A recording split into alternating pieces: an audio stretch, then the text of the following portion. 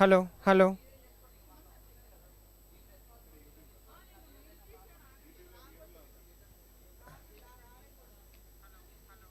వస్తుంది. మరి మీరు మ్యూట్ చేయకుండా వస్తుంది. మీ ఇప్పుడు మ్యూట్ చేయండి. అరే మ్యూట్ చేయక్క ఒకసారి. ఇప్పుడు చూడు మాట్లాడుతూనే వస్తుంది. Hello hello.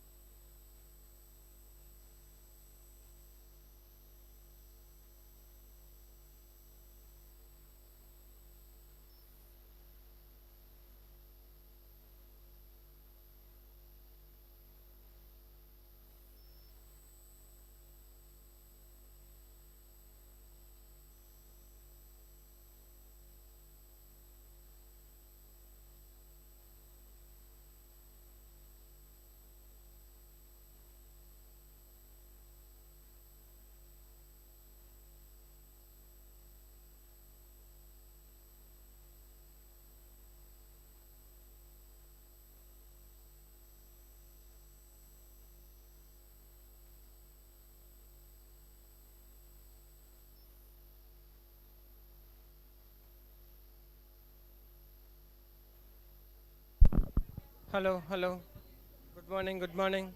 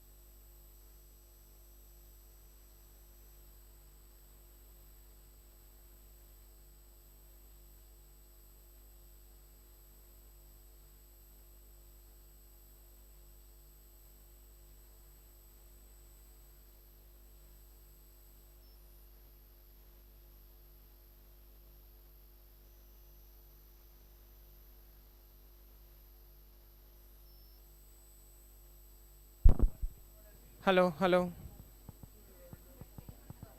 Mic testing. Hello hello. వస్తుంది వస్తుంది వస్తుంది, యూట్యూబ్లో వస్తుంది.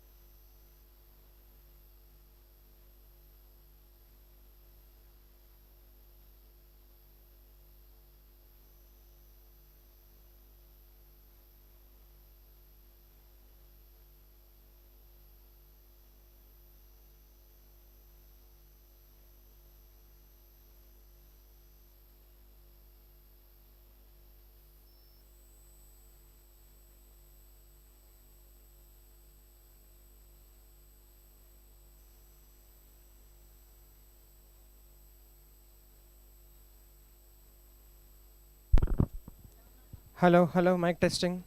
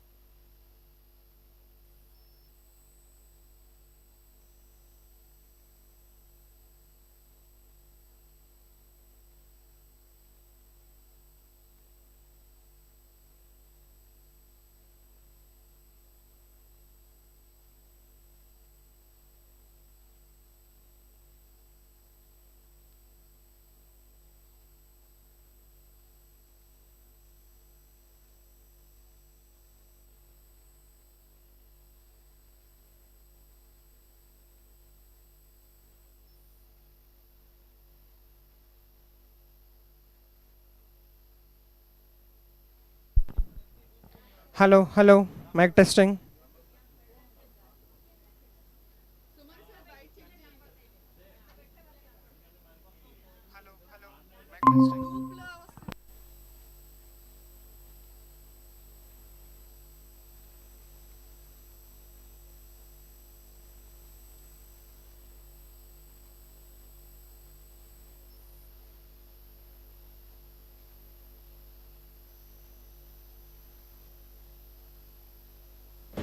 హలో,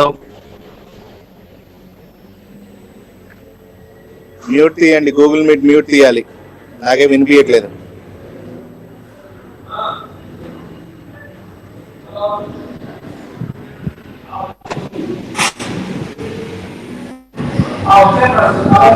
గూగుల్ మీట్ లో ఏమీ వినిపించట్లేదు. నథింగ్. గూగుల్ మీట్ లో ఏమీ హలో వినిపించట్లేదు. చెక్ సార్, వినిపిస్తుందా వాయిస్? ఇప్పుడు వినిపిస్తుంది, నాకు వినిపిస్తుంది. మేడం రీసౌండ్ ఏమైనా వస్తుందా మీకు? నీట్గా ఉందా? రీసౌండ్ ఏమైనా వస్తుందా? రీసౌండ్ ఏం లేదు, బాగానే ఉంది. తేజస్వి మేడం, రీసౌండ్ ఏం లేదు కదా? ఏం లేదు, ఏం లేదు.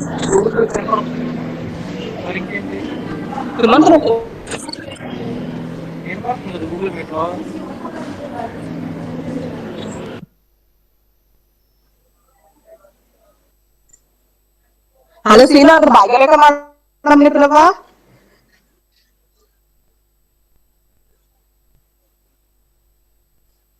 ఇప్పుడు వినిపడట్లా వాయిస్. ఓకే, తేజస్వి మ్యామ్ చెప్పండి. తేజస్వి అదే మ్యామ్ ఏం లేదు, మార్చండి. కంట్రోల్ కంట్రోల్ కంట్రోల్ ఇవ్వండి. ఇస్తున్నా.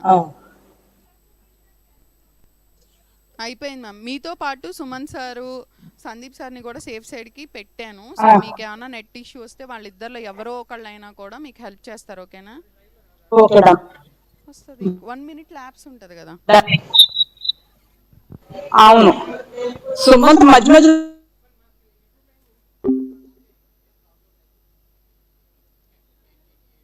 ఏంటి మీటింగ్ ఎండ్ చేసేసి వెళ్ళిపోయారు?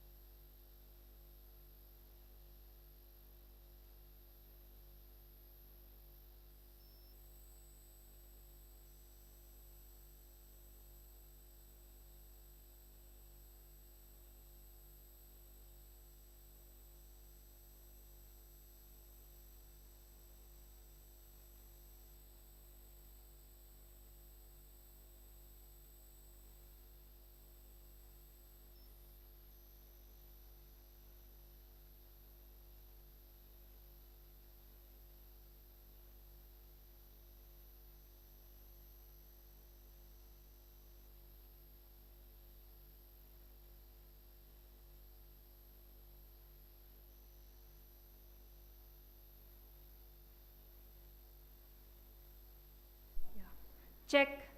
Check. It's fine.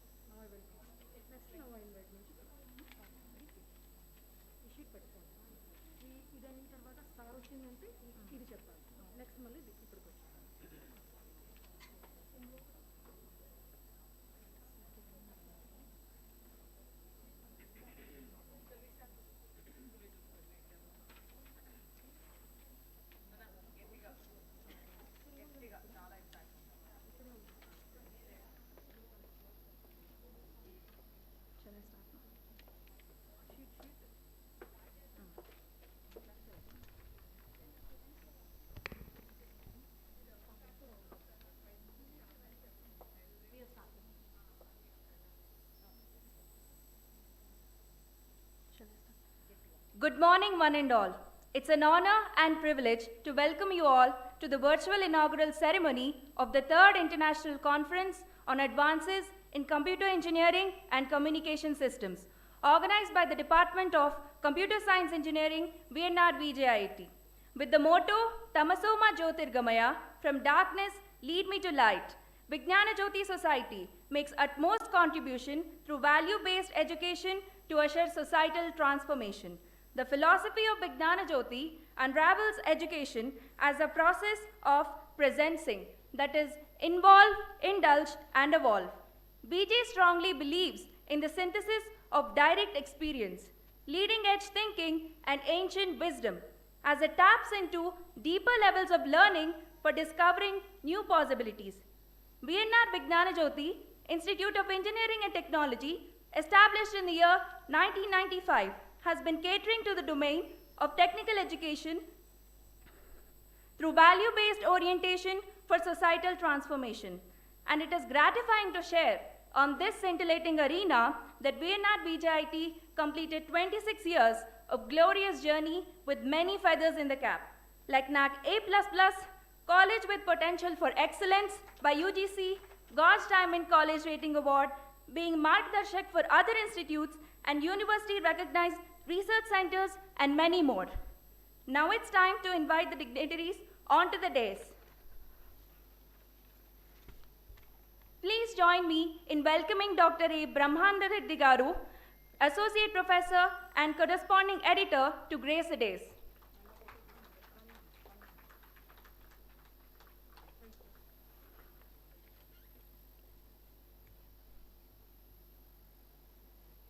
Thank you, sir. I would like to invite Dr. S. Nagini Garu, Head Department of Computer Science Engineering and Computer Science Business Systems, to grace the dais.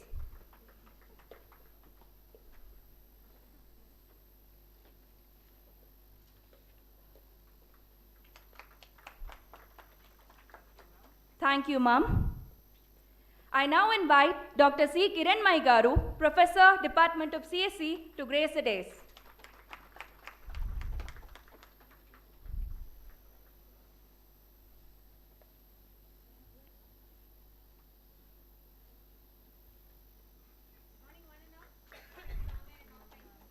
Thank you, ma'am. May I now invite Dr. B.V. Kiranmai Garu, Professor, Department of CSE, to grace the dais.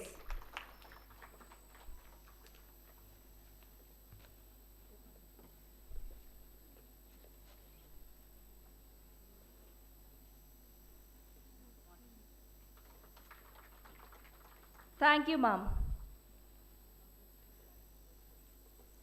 Now I invite Dr. C.D. Naidu Garu, Principal VNRVJIET, joining us virtually. Thank you, sir. Now I invite Dr. B. Chennakesav Rao Garu, Director, VNRVJIET, to grace the occasion.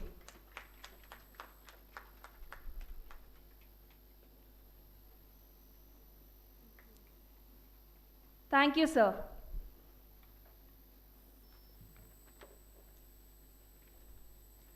We also welcome Engineer J.S. Rao Garu, General Secretary, Vijnana Jyoti, joining us virtually. Thank you, sir. Shri D. Suresh Babu Garu, President, Vijnana Jyoti, joining us virtually. Thank you, sir. I also welcome our Chief Guest, Professor A. Govardhan Garu, Rector, JNTU Hyderabad, joining us virtually. Thank you, sir. Guest of honor, Shri Pradeep Mittal, CEO, Grade 4 Systems Inc., joining us virtually. Thank you, sir. Professor Valentina Amelia Balas, Aurel Vlaco University of Arid, Romania, joining us virtually. Thank you, ma'am. Dr. K. Srujan Raj Garu, Professor, CMR Technical Campus, joining us virtually. Thank you, sir. Thank you all for joining us. The International Conference on Advances in Computer Engineering and Communication Systems, with the theme Smart Innovations in Mezzanine Technologies, Data Analytics, Networks and Communication Systems. The conference provides a unique, forum bringing together research scholars, students, professors, industries from different countries to participate and transform the research landscape of the globe and carve a roadmap for implementation with a special focus on mezzanine technologies. Now I request all the dignitaries to mark the inaugural of International Conference on Advances in Computer Engineering and Communication Systems by lighting the lamp.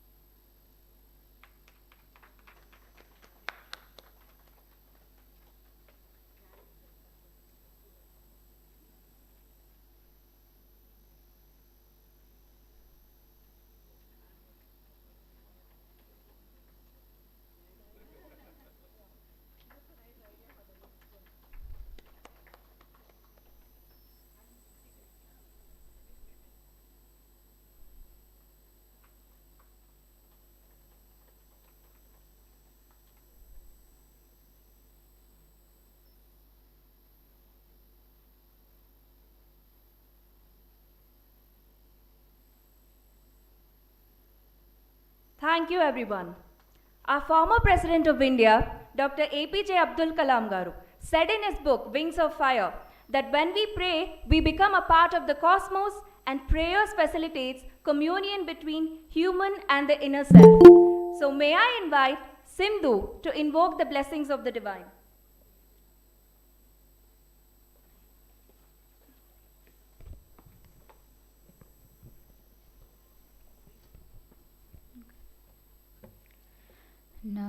नारायणते Namo Namo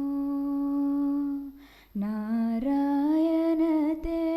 Namo Namo भव नारद सन्नुत नमो नमो नारायणते नमो नमो मुरहर भवहर मुरहर भवहर मुकुन्द माधव मुरहर भवहर मुकुन्द माधव परमपुरुष भवबन्ध विमोचन परमपुरुष भवबन्ध विमोचन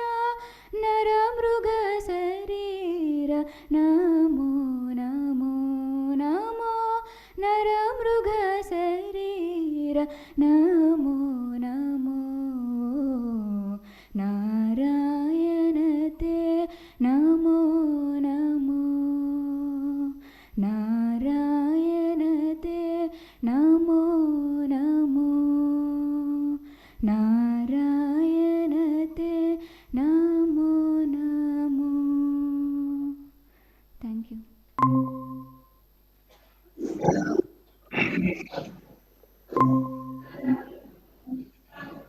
Now I request Dr. S. Nagini Garu, Professor, Department of CSE, VNRVJIET, to give the welcome address.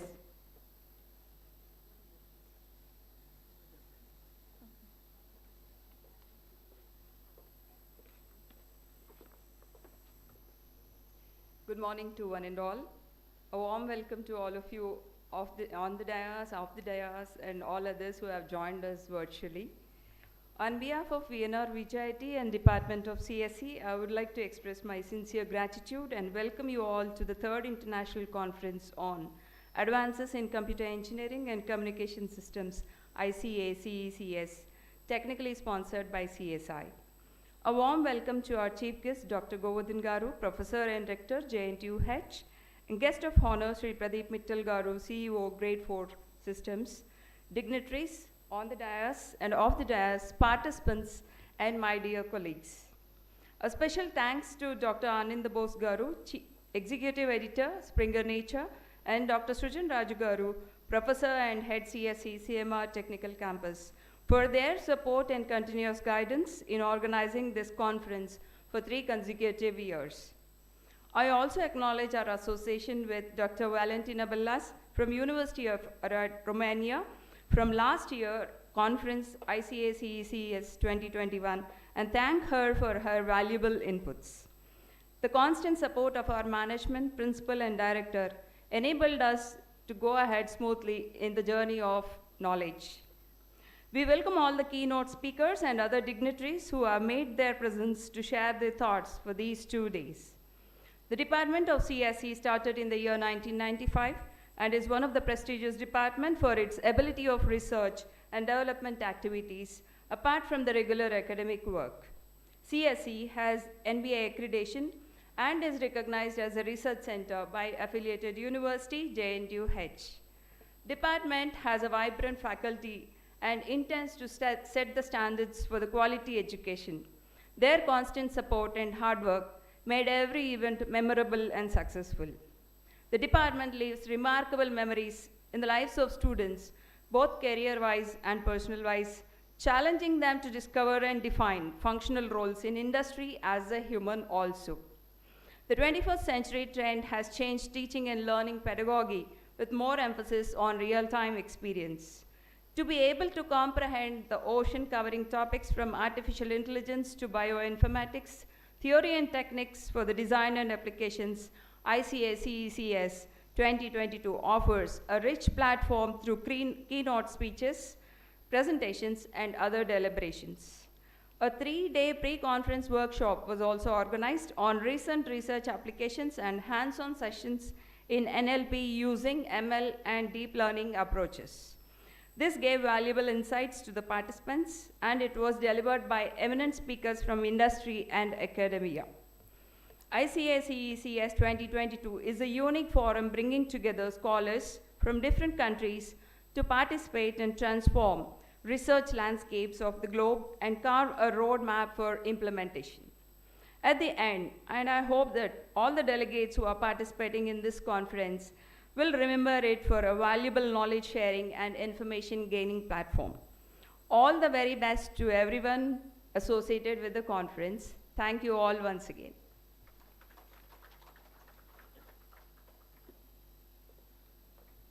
Now I request Dr. A. Brahmananda Reddy Garu, Conference Chair and corresponding editor, to address the gathering. Yeah, good morning one and all, on the dais and off the dais. So before going to proceeding to the conference details, we are delighted to share that the previous conference proceedings of ICACECS 2021 are indexed in Web of Science and available in Web of Science database.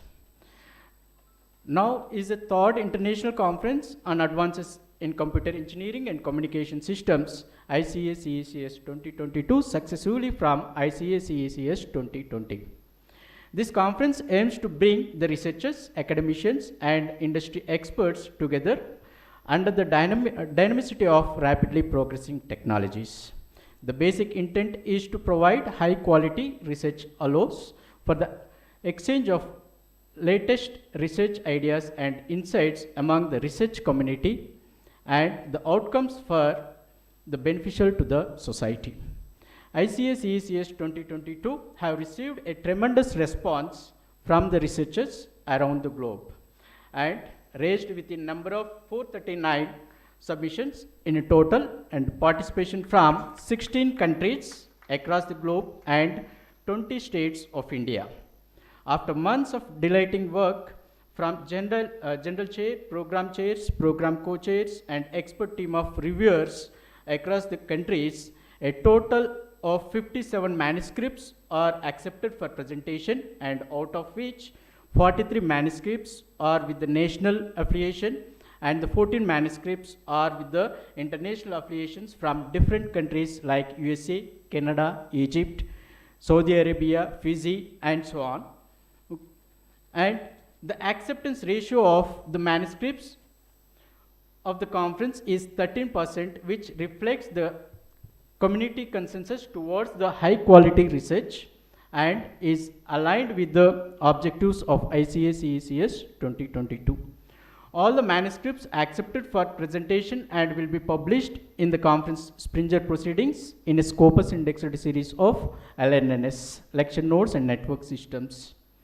We appreciate everyone who are presenting and sharing their research insights during these 2 days, scheduling in 6 sessions from the following tracks: the measuring technologies, big data and analytics, cloud, IoT, distributed computing and smart systems, networks and communication systems, education technologies, and business engineering. We welcome you all for the attending ICACECS 2022 and making it one of the top venue for the impactful research, powered by all the authors who have contributed their research findings and will help the audience to gain the knowledge, in turn will help them to further carry out their research. We hope you all enjoy during these 2 days of conference, and we look forward to impacting a great experience to you. Thank you all.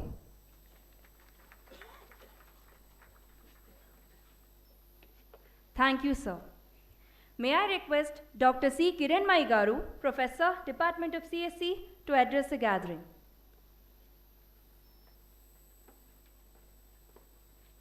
Thank you, ma'am.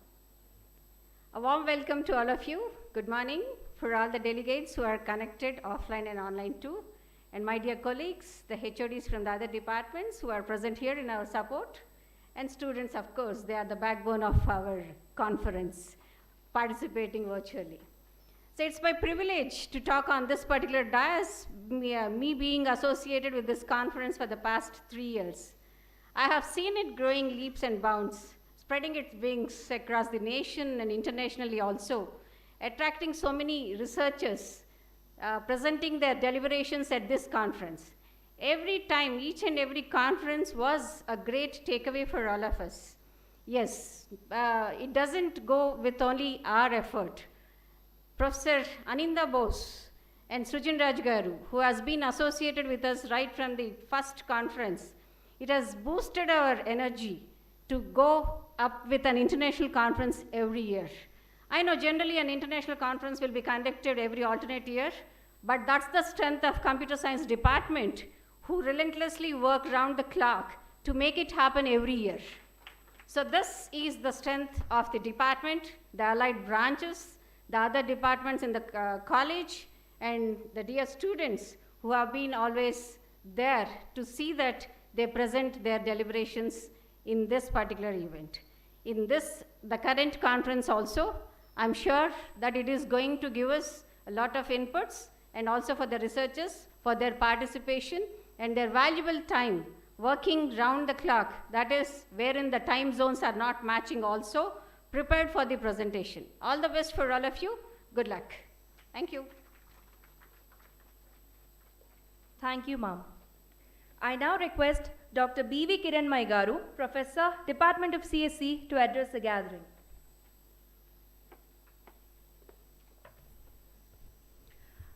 Respected dignitaries on the dais and the after dais, very good morning to all, and welcome to this conference ICACECS 2022.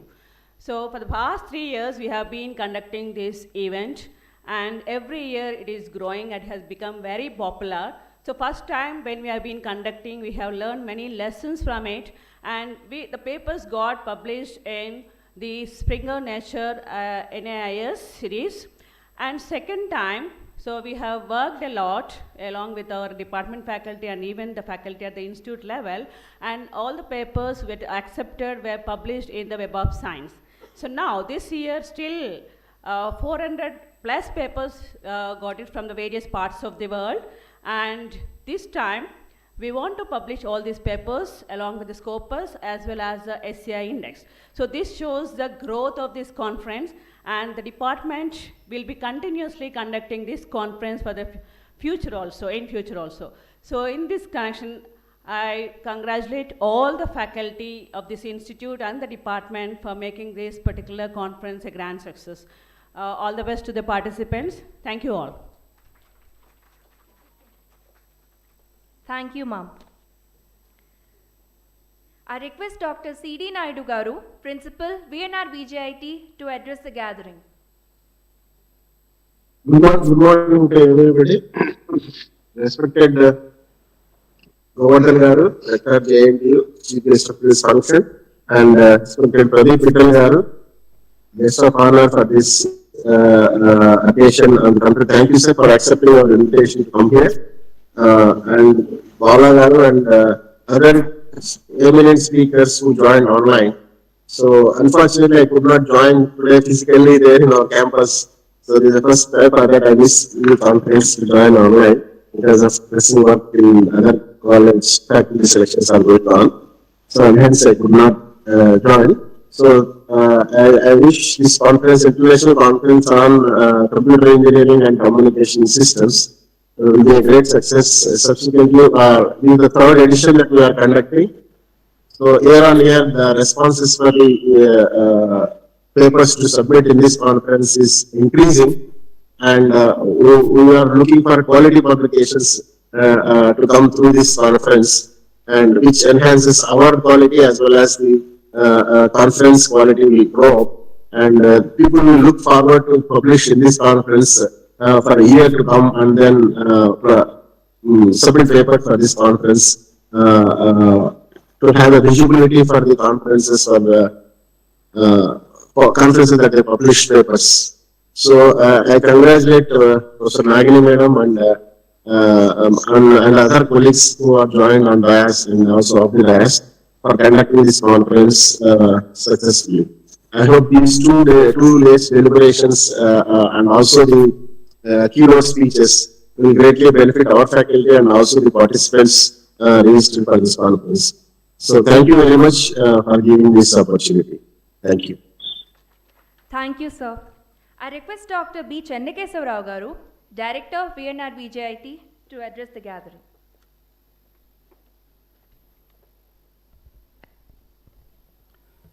Good morning to all of you. Swagatam, Suswagatam to third international conference being conducted today and tomorrow here at VNRVJIT. Respected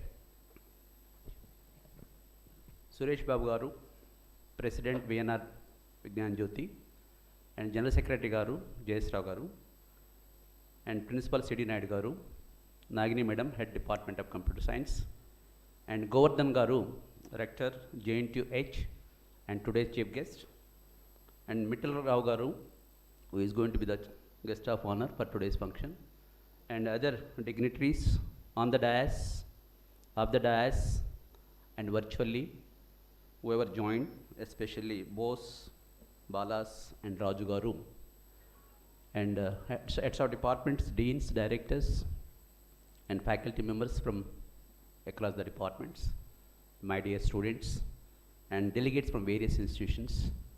Once again, good morning to all of you. At the outset, I would like to congratulate the Department of Computer Science for organizing third, I think that is the hat-trick. I think all of you, please give a big hand to the department for organizing 3 international conferences in a consecutive years. So it is a great privilege to the department. And today, I think we're all assembled here to know more details about the latest technologies or emerging technologies or emerging technologies. So in this connection, so on behalf of VNRVJIT, on my own behalf, so I would like to thank all the experts who have come forward to deliver the guest lectures and delegates who have come forward to deliver the lectures through various research publications. So that way I think both the scholars and as well as the experts, I think they're going to join together to interact with each one of them. And finally, at the end of the day, definitely we are going to learn new technologies which are very, very important at this particular stage. So, especially I think C. Kiranmay Madam and B.V. Kiranmay Madam, Nagini Madam, already they have explained about the importance of this particular conference. I think as a director of this college, I would like to give some of the important things which we are supposed to do, especially in case of research. As you are all aware that today I think everybody is talking about emerging technologies like AI, machine learning, data sciences, IoT, cyber security, quantum computing, edge computing, and etc.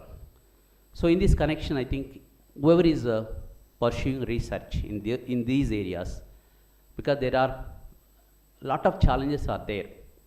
Unless we do a lot of research and simplify the usage of various algorithms and improve the accuracy and as well the speed. So these are all the two things normally we are going to measure the outcomes of each and every technology. So in this connection, all the delegates, so please try to participate in this 2 days deliberations, and at the end of the day, definitely I think you are going to enrich your knowledge in these domains. Today, the challenges, especially in case of the computer science, so majority of students, they are unable to get jobs because only 15% of the graduates are getting jobs. I think if we can see in this particular state, because VNRVJIET is providing 100%, but whereas in other institutions, lack of skills that are required by the industry, I think they are unable to place. So that's why low skill development and leads to low employability. So if you want to improve that employability, what are the things that we're supposed to do? You can discuss in this particular platform and try to provide what are the skills that are required by the industry to the students. Then only I think they'll be employable. And the second one is the constant updating of the knowledge. I think unless you update yourself, you are going to face a lot of challenges in the future. So unless you acquire the knowledge, new knowledge, which especially I think today's technology, tomorrow's outdated technology. Okay, in this connection, each one of you, even the computer science faculty as well as the students, you have to continuously put a lot of effort in learning new skills which are required by the industry. And the third one is knowledge of the business is especially crucial for leading the team. So these are the three areas I think each one of you have to address: how to improve the knowledge, how to improve the business knowledge, and how to improve the skills. So once if we can address all these three challenges, so definitely the students will be happy in this particular area. And the second one is the research challenges. So I think everybody is working in data science. I think data science is the big data, data analytics. I think data scientists, I think these are the areas everybody is working actually, whether it is AI or machine learning or a deep learning, whatever it may be. So each one of you, I think you have to address the problems which we are facing by using all these technologies. I think every day, I think we are coining one new word. So how to address the problems which we are facing actually by implementing new technologies. So algorithmic bias, then security in the Internet of Things, and encryption and quantum computing, and artificial intelligence, machine learning, and data deep learning. So in these areas, in these 4 areas, I think we have a number of applications are there, especially in agriculture sector, biomedical, health science, education. I think nowadays everybody is thinking about how to start virtually, even in education also. So in this connection, each one of you, I think you are the capable persons to address all the problems which we are facing by the society by implementing all these technologies. How fast we are going to adapt all these technologies, so definitely they'll have an edge over other students. And the third one is actually some of the solutions, I think, which are very, very important, especially when you're going to deal with the computers. So today, I think the time remaining indicator for especially downloads then backups, software installments, and battery life. So these are the 4 areas I think every day I think we have to struggle a lot. How to minimize that wastage actually, and how to improve the battery life of the computer. Because I think when you are in crucial time, I think if the battery is not functioning, then what is the effect on the computer? So that way I think each one of you, you have to address how to minimize the losses and how to improve the efficiency of the systems which we are going to use so that our job is made easy in the society. And the second one is I think each and every co-employee, wherever they are working, I think they are facing a lot of health issues. So how to address all health issues? Programmers will burn out and ruin their physical and mental health. Nowadays, I think if you can ask any employee, whoever is working in the internationally or nationally organizations, they are struggling a lot to sit morning to evening in front of the computer. So for them, I think the health issues, I think, and they are unable to reduce their problems actually. So for that also, we have to provide the solution so that we can improve the efficiency of each and every employee. So these are all the areas I think you have to address, and then only I think the things will be better in the society. And finally, I want to say that 2 things. Learning is a continuous process. So that's why as long as I live, so long do I learn. That is quoted by Ramakrishna. So each one of you, I think, continuously you have to learn. You have to update your skills. Then only I think you can compete the competitions. I think today, I think especially across the globe, I think VNRVJIET is doing extremely good job. But other delegates also, you have to implement the same technologies, same things in their organization so that you can improve the employability skills. And the second one is knowledge is a power. So knowledge is gained by attending this type of conferences will not go waste. So please try to attend as many as workshops, conferences conducted by various organizations so that you can connect with people whoever is working in that particular area. So that is very, very important for all of you, especially because we have a number of scholars here. So please try to attend the workshops conducted by various organizations so that you can improve your networking as well as the knowledge together. So finally, I hope, I think you're going to enjoy these 2 days. I request all of you, please try to take it very serious and participate in the deliberations and see that at the end of the day, definitely you're going to enrich your knowledge. I wish you all good luck. Once again, I would like to compliment all the organizers as well as the delegates who have come forward to deliver the lectures and as well as the papers. Thank you once again. I wish you all good luck, all the best. Thank you, sir. Now I invite Padmini to introduce Sri Pradeep Mittal Garu, CEO, Grade 4 Systems Inc. to you all. Thank you, Harshita. It is an honor and privilege to introduce Sri Pradeep Mittal Garu to you all. Sri Pradeep Mittal Garu is the CEO of Grade 4 Systems, Hyderabad.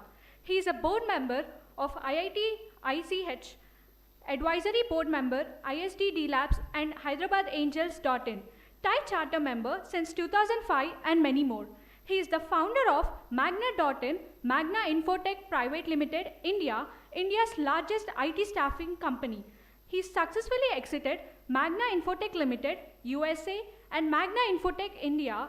7,000 plus employees has been acquired by Thomas Cook in India in Feb 2013 through IKEA Human Capital, which is now called Quest. He acquired controlling stake in Goose Technologies Private Limited, a software product company. As a member on advisory board of Fruit Labs NGO, he volunteered for marketing its services to victims of crime and injustice through awareness and education. He is an avid golfer too. With these few words, let me request Sri Pradeep Mittal Garu to address the gathering. Good morning, everybody. Thank you. Thank you for the introduction. Sorry, I'm just having a little bit throat irritation. So I'll just try to, I hope you can hear me. Yes, sir. Okay, thank you. So, first of all, I'd like to thank you, the Vigyan Jyoti, for giving me this honor. And thanks to all the Vigyan Jyoti members and all the faculties and the students who are present here today. I understand this is more of computer engineering and computer science. I'm also a software engineer by profession in 1985. And a lot of things have changed. So I'll talk about the opportunities in the industry in India.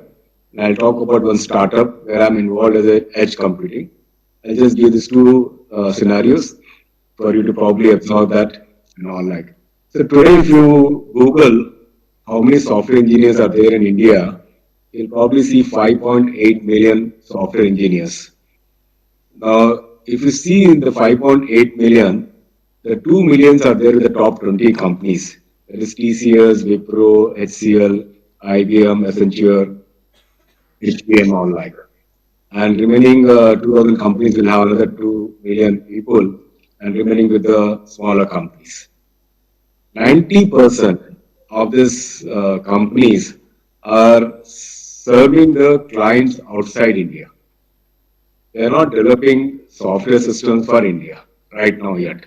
So we have one of the best NPCI fintech system stack. We have one of the best passport system services today. So, and I am right now working in grade 4, providing software to the pharma industry.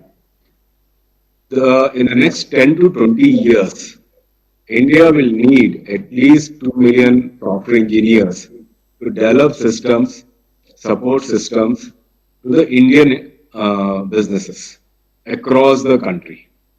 So the opportunity for the software people in India is phenomenal and the growth is phenomenal. Yes, probably there's a good chance that you may not make that kind of a money, but the satisfaction wise, what you can achieve, because India is already 3 trillion economy. In the next 5-6 years, it will probably reach 4 trillion to 5 trillion. And every industry that we are interacting with, all wants to adopt now IT systems in businesses. So it will take a time for them because they need to digitize their current environment, and the second phase they need to optimize their businesses and all that. So it is a long process for all the Indian businesses to adopt to the IT systems. The second part of the thing is, Professor mentioned about the edge computing and all that.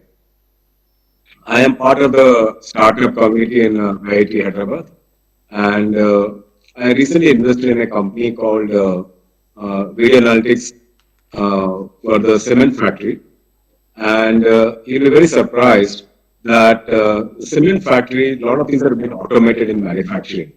So they have created a system for inspection place in loader. So when the cements are manufactured and bagged, they are automatically put in the conveyor belt, which goes into the trucks and gets delivered to the distributor wherever they are. So they have many challenges today. Distributor says, no, you gave me 5 bags less or 10 bags less. They have no idea to counter that, the companies. And many times in the conveyor belt, 2 bags are placed next to each other. It counted as 1. And many times the bags label printing doesn't happen on the bags. So this team of 2 IIT students, they are using the current CCTV camera. They put an edge computing hardware there and started now counting the bags, even if they are put next to each other, on top of each other, and also the labels are missing. An exact count is now getting loaded into the truck, which cannot be disputed and is recorded.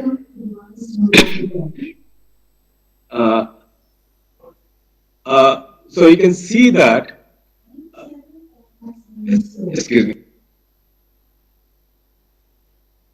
So you can see that a simple edge computing video analytics has saved probably few crores to this cement factory, and now every cement factory wants to implement that. They also are getting a call from another medical device company in Visakhapatnam, where the device has got around 21 soldering points. They want video analytics, a automatic audit, to make sure that the soldering points of all the and the device is accurate and correctly done by human or by system, whatever they're using in the manufacturing of device. So Google has just made their inspection platform available. So one thing I can tell you that in the next 20 years, and with the 5G coming to India now, I think this conference has a tremendous potential to do wonders, not just the third year, but I think for next decade or more. So thank you once again for giving me the opportunity to talk about it, and wish you all the best, and thanks a lot.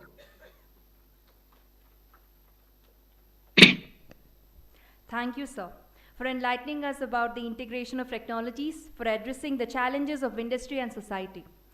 Now I request our Director Dr. B. Chennakesava Garu and other dignitaries on the dais to release a souvenir of the International Conference on Advances in Computer Science and Communication Systems.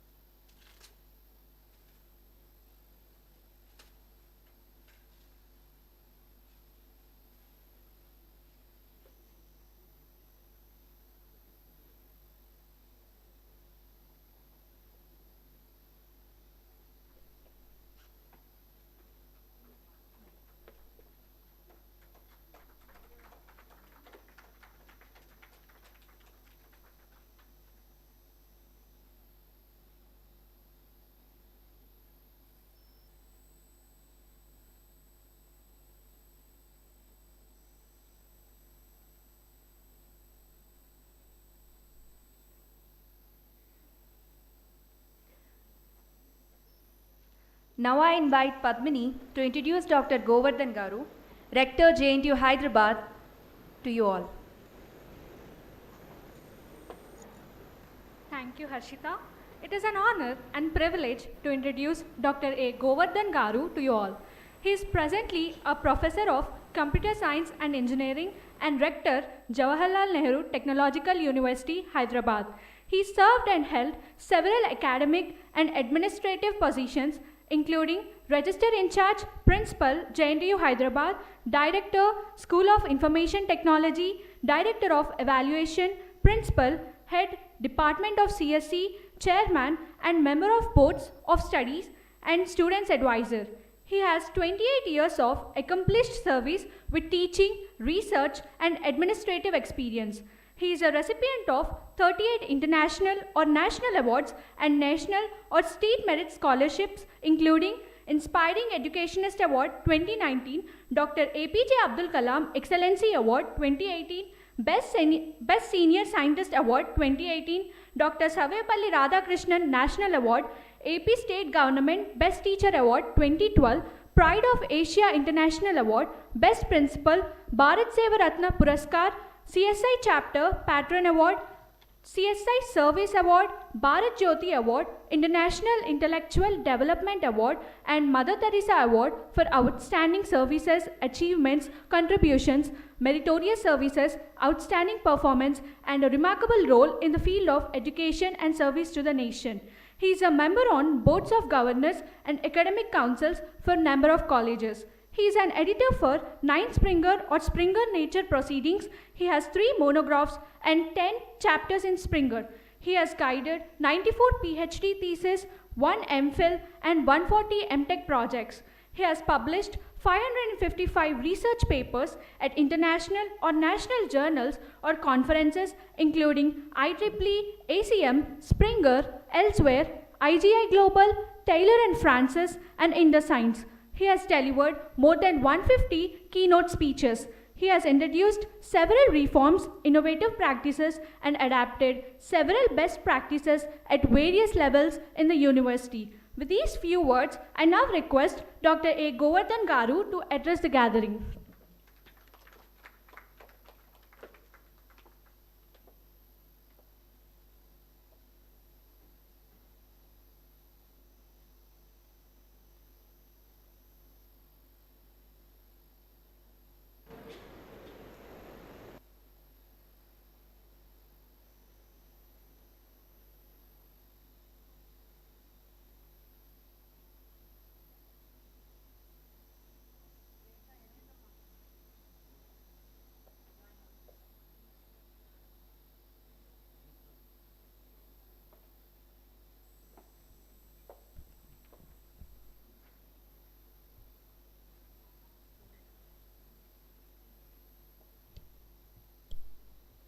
Govardhan sir has a snag at his side. We will join within few minutes.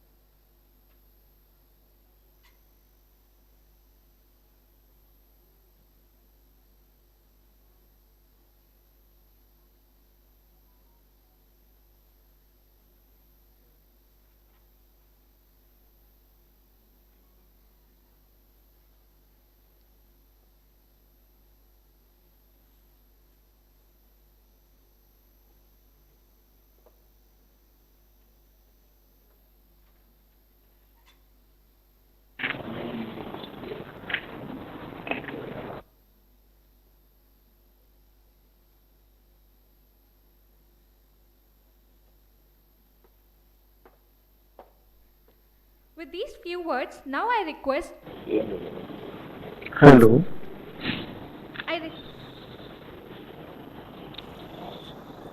Sir, good morning, sir.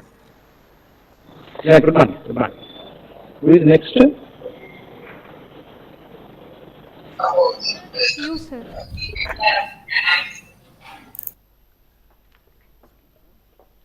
I request Govardhan Garu to address the gathering.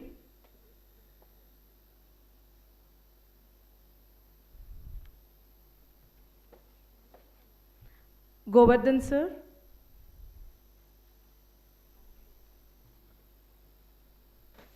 Govardhan sir. Yes, yes. Yes, please. So is it my turn now? Yes, sir. Yes, sir. Okay, one moment this time.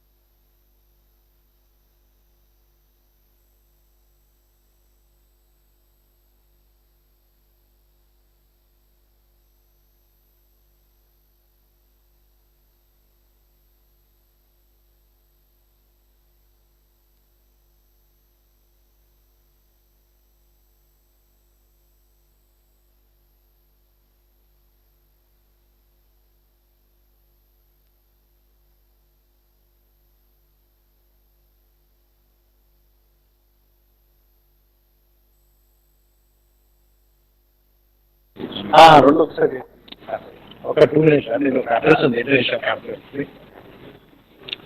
Very good morning to you all. This is Professor Govardhan.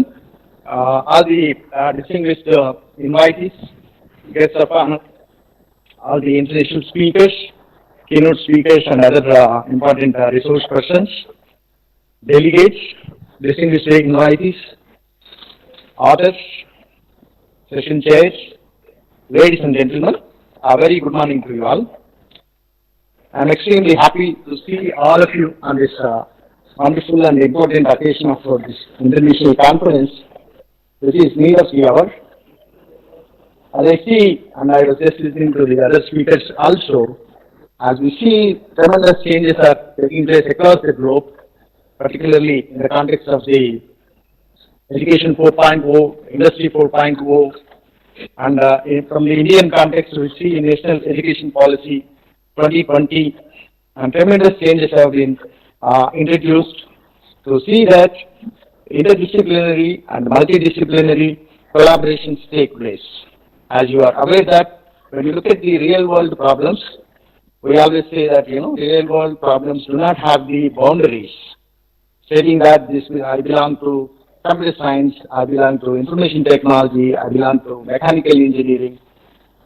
And aircraft is a wonderful example for interdisciplinary and multidisciplinary collaborations. And that's how we have to look at all the researchers have to collaborate together to see that with a common goal and with a collective object, we have to, find the cost-effective and low-cost solutions for every domain.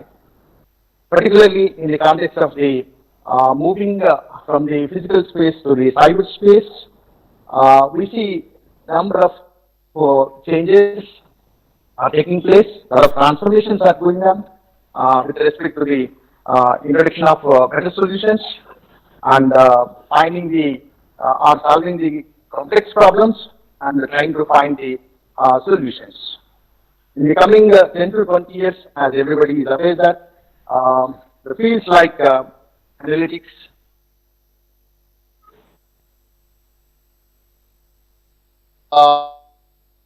scope for the research, scope for the in terms of finding the solutions and giving better solutions to the various walks of industries and also to the society. I'm sure the deliberations of these this conference, those who have come, in a blended mode, physically and also virtually, will definitely have wonderful deliberations. They always say that these deliberations would always help all the budding researchers and also the young professionals to see that they always find the better solutions and contribute to the welfare of the society. VNRVJIET has been doing wonderful conferences, and this is again a beautiful conference in the series. They have been attracting high quality papers. I also compliment the entire team of VNRVJIET who have been organizing this conference for the past so many years. I also compliment all the others, those who have contributed for this conference, and I'm sure all the tracks, presentations would definitely open the doors of an unseen world with the better solutions. I once again congratulate the entire team, and I'll also compliment all the speakers, even those who have come online or physical for this important international conference. I thank all the organizers for giving me this opportunity. Wish you all the best. Stay safe. Thank you so much.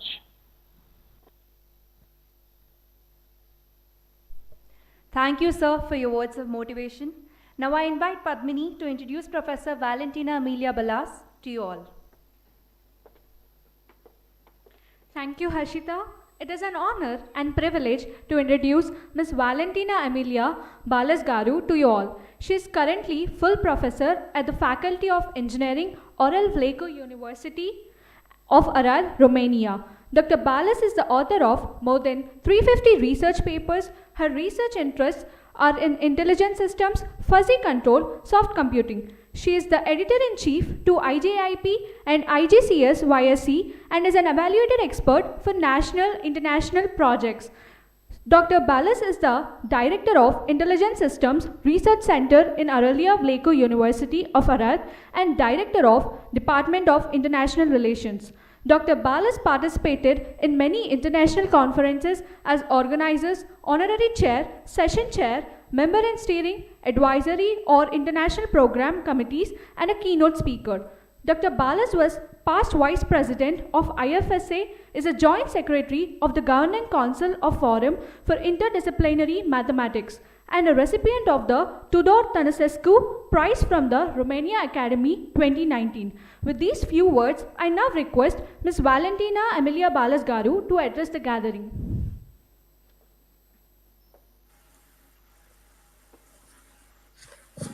Good morning to all of you. Thank you very much for the nice presentation.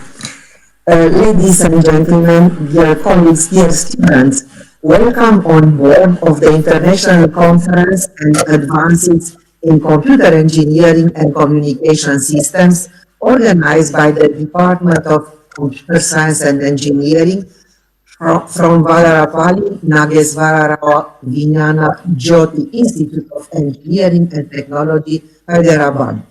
It is an honor and a pleasure to send you a short welcome address just to underline how computer science represents a very promising role to develop novel economic and environmentally friendly industrial processes and applications.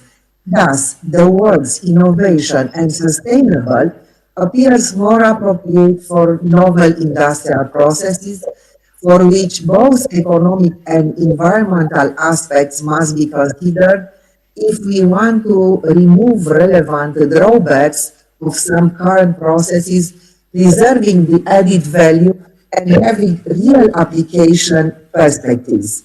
To achieve this goal, a multidisciplinary approach is necessary to be able to revise and the extending work and develop new ideas and collaborations focused to open new scientific directions. From this point of view, the International Conference on Advances in Computer Engineering and Communication Systems represents an exciting opportunity to meet different competencies and establish contacts focused to develop new research collaborations. This important conference focuses on current emerging science and related technology research. The conference goal is to be a major international venue for exchange and dissemination of technical information in all fields of science. The theme of the conference is Smart Innovations in Measurement Technologies, Data Analytics Networks, and Communication Systems, and it's technically supported by Computer Society of India. It is my great pleasure and honor to have been appointed as an editorial member for your conference.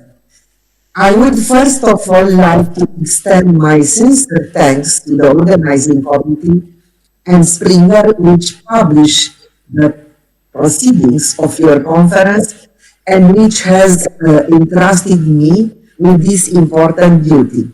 Credits for this achievement go to numerous authors who submitted their papers to the conference, to previous editorial board members who have invested a high level of expertise and diligence into preparation of high quality materials, to reviewers who have helped in the selections of valuable papers, and to readers. To be the editorial member of your conference is a very demanding and serious responsibility. The editor must respond to the needs and interests of readers, but should also, in the same time, to be ready to take criticism. Of course, editors are also required to improve quality and make future plans for the proceedings, and especially to make sure it is recognized as an outstanding publication on an international plan. All these requirements and responsibilities oblige editors to be ready for hard, systematic, and long-lasting work, as only such attitude may result in continuous publication of the proceedings in Springer and constant quality improvements. Our sincere thanks to Dr. Alinda Bose, Executive Editor, Springer Nature, the publisher of our proceedings. I would like to congratulate you all for organizing such a fantastic event for research education. Welcome and enjoy the conference. Thank you very much. Thank you, ma'am. May I now invite Padmini to introduce Dr. K. Srujan Raj Garu to you all. Thank you, Harshita again. It is an honor and privilege to introduce Dr. A. K. Srujan Raj Garu to you all. Dr. K. Srujan Raj Garu is currently working as a Dean of Training and Placement and heading Department of Computer Science and Engineering at CMR Technical Campus. He obtained his doctorate in computer science in the area of network security. He has more than 20 years of experience in academics and research. His research interest areas include computer networks, information security, data mining, cognitive radio networks, image processing, and other programming languages. Dr. Raju worked on 2 projects funded by the Government of India under CSRI and NSTMIS and also filed 12 patents. He has edited more than 24 books published by Springer Book Proceedings of AISC series, LAIS series, and others which are indexed by Scopus. Also authored books in C programming and data structures exploring to the internet hacking secrets. He is a research consultant to few engineering and pharmacy colleges and a mentor of T-Hub Telangana. With these few words, I now request Dr. K. Srujan Raju Garu to address the gathering.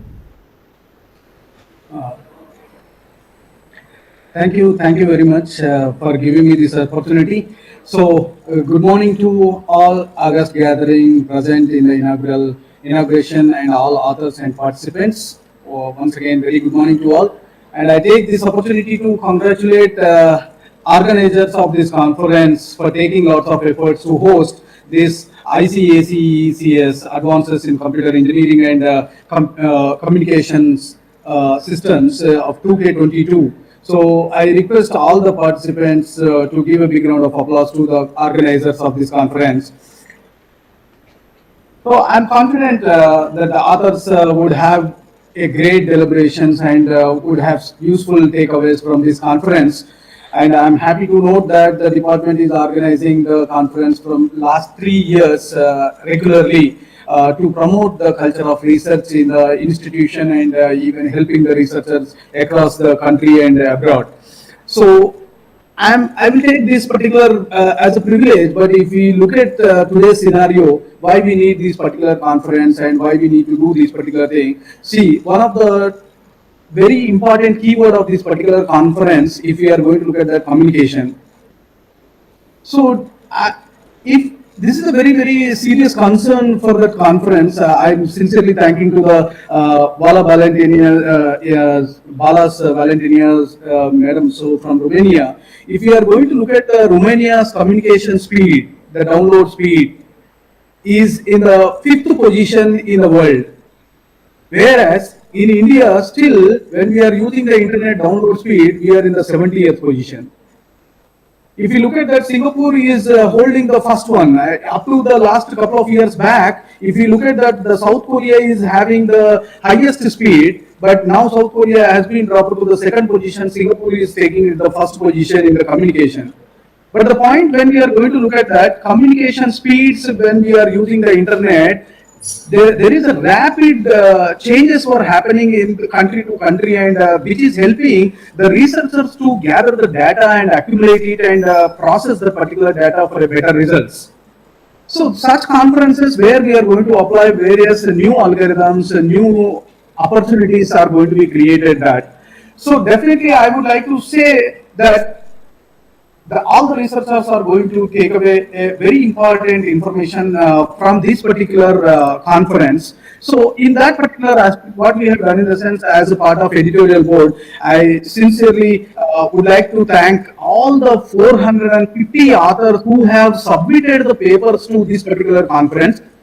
But I'm sincerely apologizing to our authors whose papers were not accepted, because we are having a lot of restrictions in selecting of the papers, and continuously rigorous meetings we have conducted between the editorial board members and all, and then we have come to a conclusion that how to choose the best papers and all. Even though the blind reviews only we are not concentrated, not only that, even while we are taking the plagiarism reports, we are concentrated on that with references and without references also we have done it. And entirely from nearly 24 states from the India and 12 countries we have received the papers, but at the end of the day we have chosen the best papers from the 12 states and 8 countries, so who are participating in this particular conference. I am sincerely thanking to all those particular authors so who have submitted and who have encouraged us and who have left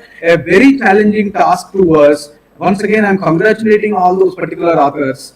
And without the support of this particular management, support of the college management, it is impossible. So I would like to praise the worthy for this particular management for providing us and this particular opportunity. And I must also mention here the efforts of the head of the department and also my good friend, head of the department, Dr. Nagini Madam, and Dr. Brahmananda Reddy, who is also the part of the editorial board, for their untiring efforts to see the conference flag off. And at the same time, I would like to sincerely thank the Kiranmai Madam and C. Kiranmai Madam and B. Kiranmai Madam and Subhash, so who are the part of this editorial board members in the last other 2 conferences and all. So definitely, so it is a wonderful opportunity to work with this particular team, because this particular team will never compromise on a quality. So this quality is going to be useful to bring the good research into the particular publication, and which is going to help further for other researchers. So once again, I congratulate you all and wish you this particular conference a grand success, and I request everyone to participate in the keynotes which is going to be delivered by the experts, and I sincerely thank the entire editorial board members, organizing committee, reviewers who have extended their valuable support in doing this particular reviews of these papers and selecting the best paper. And at the same time, I would like to sincerely thank my best friends, Suresh Chandra Satpathy, who is from Bhubaneswar, and from my bottom of heart, I would like to sincerely thank Mr. Ananda Bose from the Springer for continuously supporting us from since last 3 years, bringing out these good research articles onto this particular platform. And definitely the same I am expecting in the future. Once again, I congratulate the college management, principal, and editorial board, and organizing committee, and reviewers, and each and everyone. Thank you very much for giving me this opportunity. Thank you, sir. Now I invite Dr. D.N. Basundara Garu, Assistant Professor, Department of CSE, VNRVJIET, to propose the vote of thanks.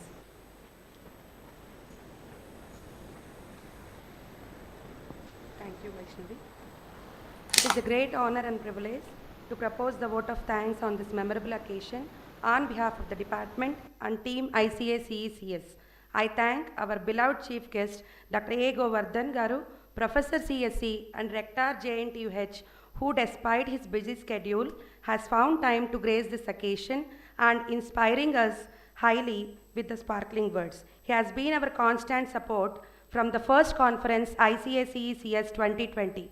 I also express my heartfelt thanks to our guest of honor, Sri Pradeep Mittal, CEO, Grade 4 Systems, for sharing his knowledge and expertise on the integration of technologies. We are grateful and thankful to Sri D. Suresh Babu Garu, President Vignana Jyoti Society, and Engineer J.S. Rao Garu, General Secretary Vignan Jyoti, for encouragement and continuous support.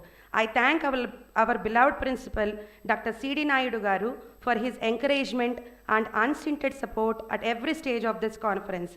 I thank our beloved director, Dr. B. Chennakeshwara Garu, for enlightening us on the importance of research and lifelong learning. I thank our distinguished invitee, Professor Valentina Emilia Balas and Dr. K. Srujan Raju Garu, editorial member, for their continuous support throughout the journey. I thank pre-conference workshop resource persons, Mrs. Saudamini Sripada, Senior Researcher in Must Research Organization, and Professor Kavinaran Murthy Garu, Professor CSE, University of Hyderabad, for enlightening the participants on recent trends in natural language processing and machine learning. A special thanks to my colleagues, Mr. P. Venkateshwar Rao Garu and Dr. G. Nagaraju, for their inputs in the workshop. I owe special gratitude to Dr. C. Kiranmayi, Dr. B.V. Kiranmayi and Dr. P.V. Shivakumar for their valuable inputs in ensuring this occasion becoming a memorable success. My heartfelt thanks to the head of the department, CSE and CSBS, Dr. S. Nagini, and our conference chair, Dr. A. Brahmand Reddy, for their valuable contribution and participation in conducting this conference and elevating the department in the research forms. I thank our sponsors, Smart Interviews, Master Coding, KD Technologies, and technical sponsors, CSI. Last but not the least, I thank the faculty, both teaching and non-teaching, and dear students, for your cooperation in making it today's event a resounding success. Once again, I thank you all for your support and encouragement and bearing with my sore throat. Thank you all.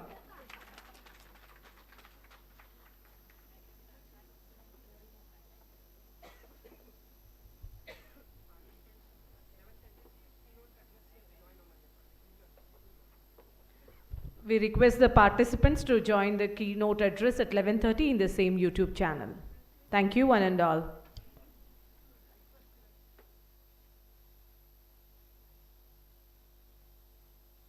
We request the guests and the guests of honor to leave the meeting. We humbly request you to exit from the meeting, sir.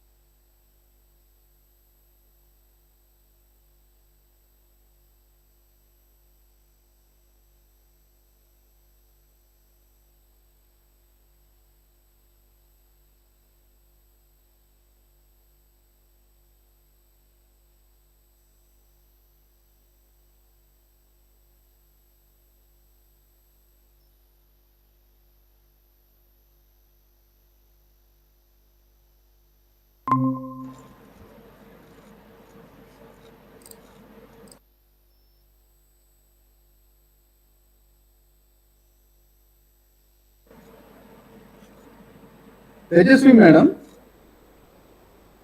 Sir. Can you share that keynote link also, the same thing only, no? Same link, sir. Okay, fine. Yeah, thank So you. have you informed to the Ananda, sir? Yes, sir. Yes, sir. Okay, fine. Thank you, sir.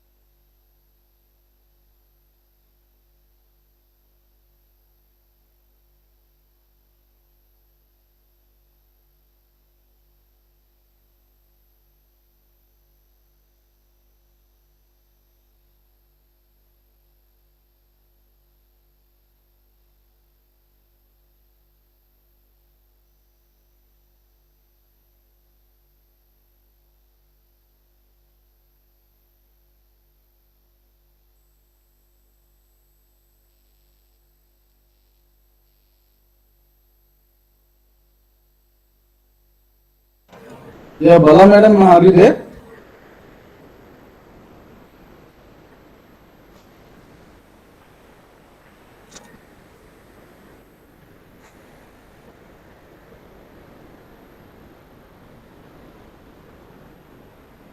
Ma'am, Bala's Valentine madam.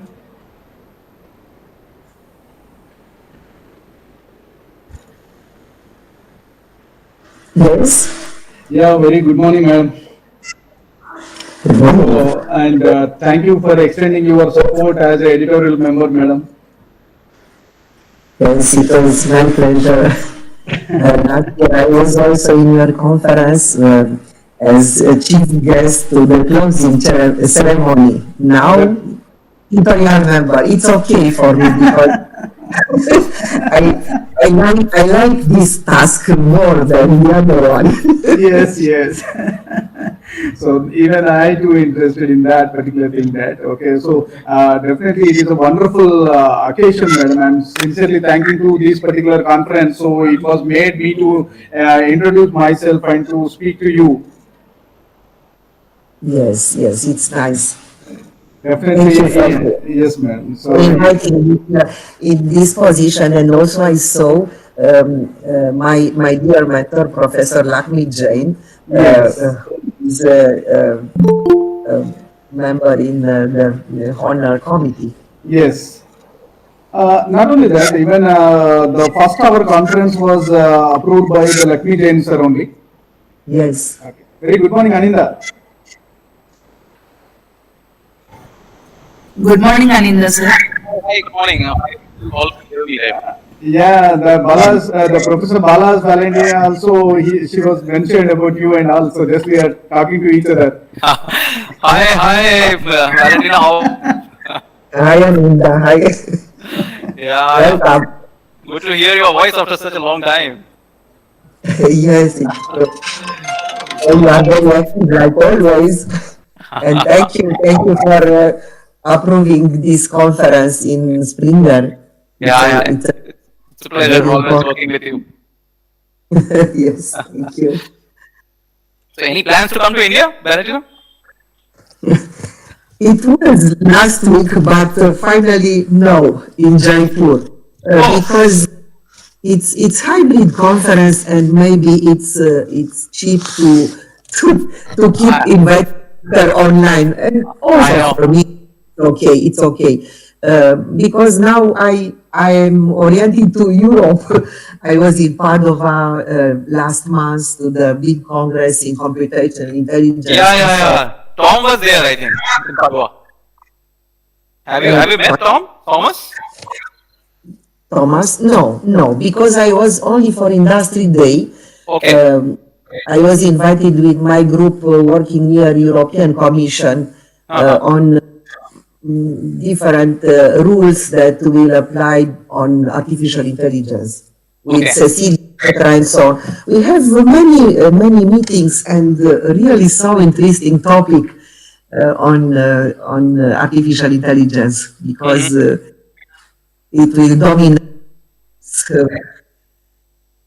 Yeah. I didn't go this time. Same reasons, So the guy who is in Europe actually visited. So Tom was there in Padua for a week almost. So Thomas was there in Padova too. Yeah. Maybe in another day, because in that day I stay from 12 until the evening, late in the evening, just to see other presentation, but only that day. Very nice presentation. It was also Pierre in front there. I was interested to meet him, but he was also not Sorry to interrupt. more comfortable. So, and with metaverse, we will stay online only. Yeah. And I hope, sorry for the interruption, and I'm sincerely thanking to Anila sir for accepting our invitation. No, it's perfectly fine. See, I have a couple of more presentations today, so it's very difficult. You guys are teachers, man. You can take 3 classes in a day. we are not teachers. If we take a presentation for 1 hour, we are tired. True. Okay, Tejaswi madam, can you take the proceedings further? Sure, sir. Please.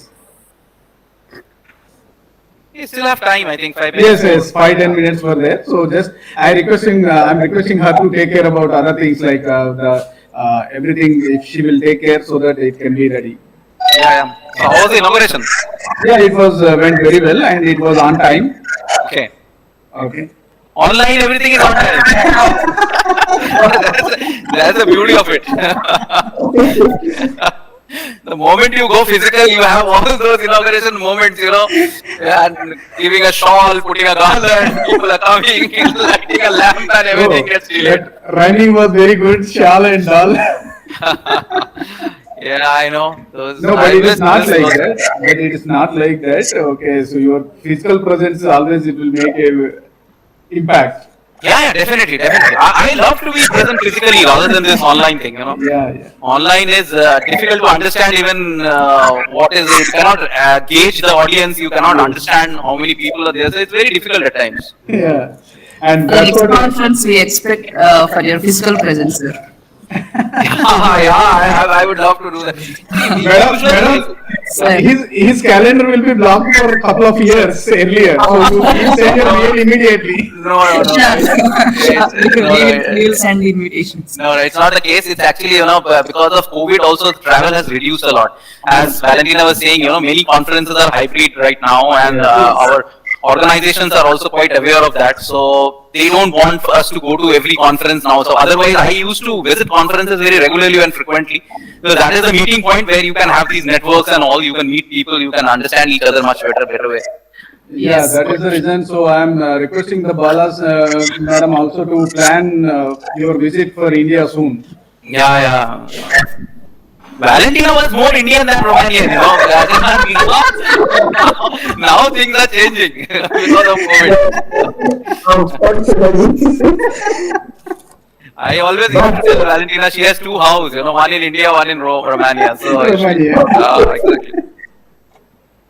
But I'm waiting for you here too. I will come. I will definitely come. Next year onwards, my visits to Europe will be more. So definitely look forward to go to Romania. Yeah. I saw some conferences in India. They want to move to UK.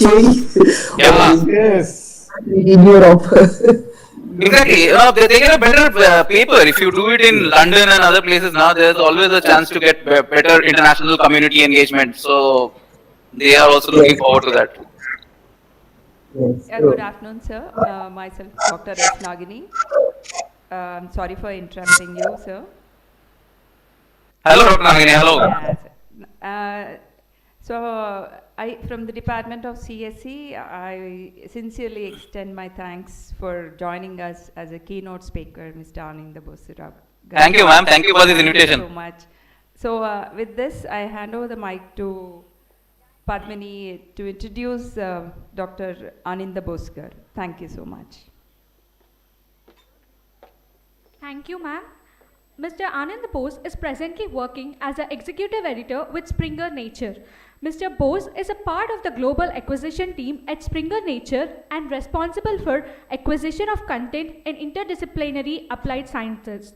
He has more than 27 years of industrial experience in marketing and different fields of publishing.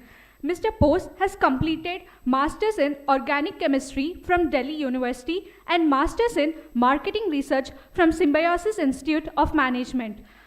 Studies Pune, Mr. Bose has delivered more than 185 invited talks on scientific writing and publishing ethics in reputed universities, international conferences, and author workshops. He has published books for secondary level in chemistry and is a member of American Chemical Society, USA. Now I request Mr. Bose to address the gathering. Hello, I hope again you all can hear me, right? Yes, sir. Okay. So, good morning, everyone. It's a pleasure to be here this morning, although I missed the inauguration, but definitely, there are always so many online engagements nowadays that you just cannot avoid anything and you have to be present everywhere. So physical was much better because when you are in a physical mode, people know that you are away and you cannot come. But in online mode, they expect that you will be present everywhere, which is getting more and more difficult nowadays. So, especially as Valentina, Shrujan and all people are over here, they know me very well. And thank you to the organizing committee for inviting me. And as they all know that I really love to interact with people and I love to go for physical conferences rather than this online mode. But this is a time which is like, it started 2 years ago. Now things are changing back to hybrid. That is a good thing. And hopefully things will improve and again we will meet each other over a cup of coffee, which I always look forward to when we had those breaks, and I love those conference breaks because they are actually the time when you can actually meet people, talk to them and discuss research. But interestingly now when you have a coffee break, you just switch off your laptop and you go for the coffee. So things have changed, but so not taking any more time, I will go to my presentation directly. I will just share the presentation over here so that you can see. I will entire screen.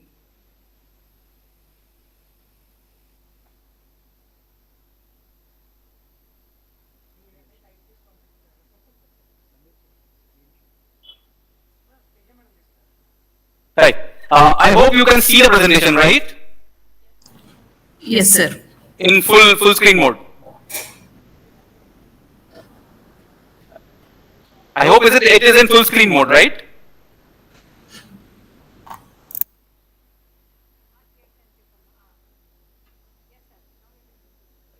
Hello? Yes, sir. It is in full screen mode. Oh, thank you so much. Thank you for the confirmation. See, today my presentation is basically talking about nuances of scientific publishing. Now, when we talk about scientific publishing, it's not easy to cover every aspect of it, because scientific publishing itself is very broad, and we have different sections like journals, we have books, we have a different section nowadays which is proceedings like of conferences and symposiums and workshops. So there are many aspects to it, and there are topics like ethics, topics like policies, which are all included into it. So I have to select some of them. I cannot talk about all the nuances. So today I thought I am talking to people who are mostly authors or people who are at a junior level and they are joining the conference. So let me talk about the journal aspect of it. So I will talk about more on journals and then about the author services. See, a little about the organization for which I work. You all know Springer very well. It's an organization which started almost 180 years ago in 1842. The person you can see on your screen is Julius Springer. He has started at a very young age. He started this organization. He started a bookshop to start with in Berlin, and then he started this publishing company. It has seen many uphill tasks, uphill, downhill things during First World War, Second World War. But after First World War, we started another office in Vienna. The dynamics of Europe was very different at that point of time. If you look at the geography and the maps, they were very different. After the First World War, we opened another office, which is our biggest office right now, which is also our editorial hub, which is in Heidelberg. And we are operating almost from 45 countries. If I give you a small snippet or a little glance towards what happened in 2021, you will see we have almost 9,000 employees. But interesting part is we are working with more than 90,000 editors, and we are working with more than 750,000 plus peer reviewers. And when we say 750,000 plus peer reviewers, this is a very interesting way to look at it, because the peer reviewers are basically the authors, and authors are the readers. So it's a triangle which we look at. Numbers are very staggering. If you see 1.4 million plus submissions are there, 400,000 plus articles published. We work on more than 3,000 plus journals, and we publish more than 13,000 books every year. So these numbers are very high, and with COVID, everything has moved to digital platform. Although we moved to digital platform long back. In 1995, we moved for our journals, and in 2005, we moved everything to our books also moved to online mode, and that is why during these 2 years of COVID, we were really blessed that we had these digital platforms and we are able to help all our research community in a very big way. Now, if you look at the content, as I said, we will talk about why publish, we will talk about ethical issues, we will talk about how to structure a manuscript, and we will also talk about author services and publishing tools. These services and tools are mostly free. A few of them are where you have to make some payments, but definitely these services and tools are very useful for researchers. And once I present to them, you can go to these tools and you can use them. Once you use any tool, then it will be interesting to use them, as well as you will understand whether it's helpful for you, useful for you, and how to use it also. Correct? So let's start. Let's start with why publish. And the important question which comes to mind whenever any researcher starts their research, like why you need to publish, why there is a need, because you are having an aim, you are doing an experiment to reach that aim, your goal. So the research is completed and it takes some time, but you get some results and you have completed your work. But at the same time, everyone says, please publish your work. And the moment you enter the PhD arena, there is a huge pressure I have seen on PhD scholars that they have to publish. Although I will just say, don't have stress at all. Please go and do your work. Publishing is something which is like an add-on thing which will come definitely if you are doing a quality job, if you are doing a quality research, definitely this is going to come. So don't worry too much about publishing, but publishing is a big part of your research work. So why write and publish research papers? Importantly, if you look at, look at Google and they will talk, ideally you have to share research findings and discoveries with the hope of improving human civilization. These are all big things, nowadays it is where people are more hooked to their digital things and everyone is basically hooked to their mobile phones. So even people don't know their neighbors, and how you are going to improve human civilization, that's a big thing. But what is practically why you have to publish research papers is important. Practically you have to do it to get funding. Excuse me, sir. Sorry to interrupt you, sir. There is some technical issue with live streaming, sir. Can we have a 1 minute break, sir? Yeah, please. Yeah, 1 minute. You just tell me, then I will start again. Yes, sir. Sorry, sir. No worries. Thank you, sir.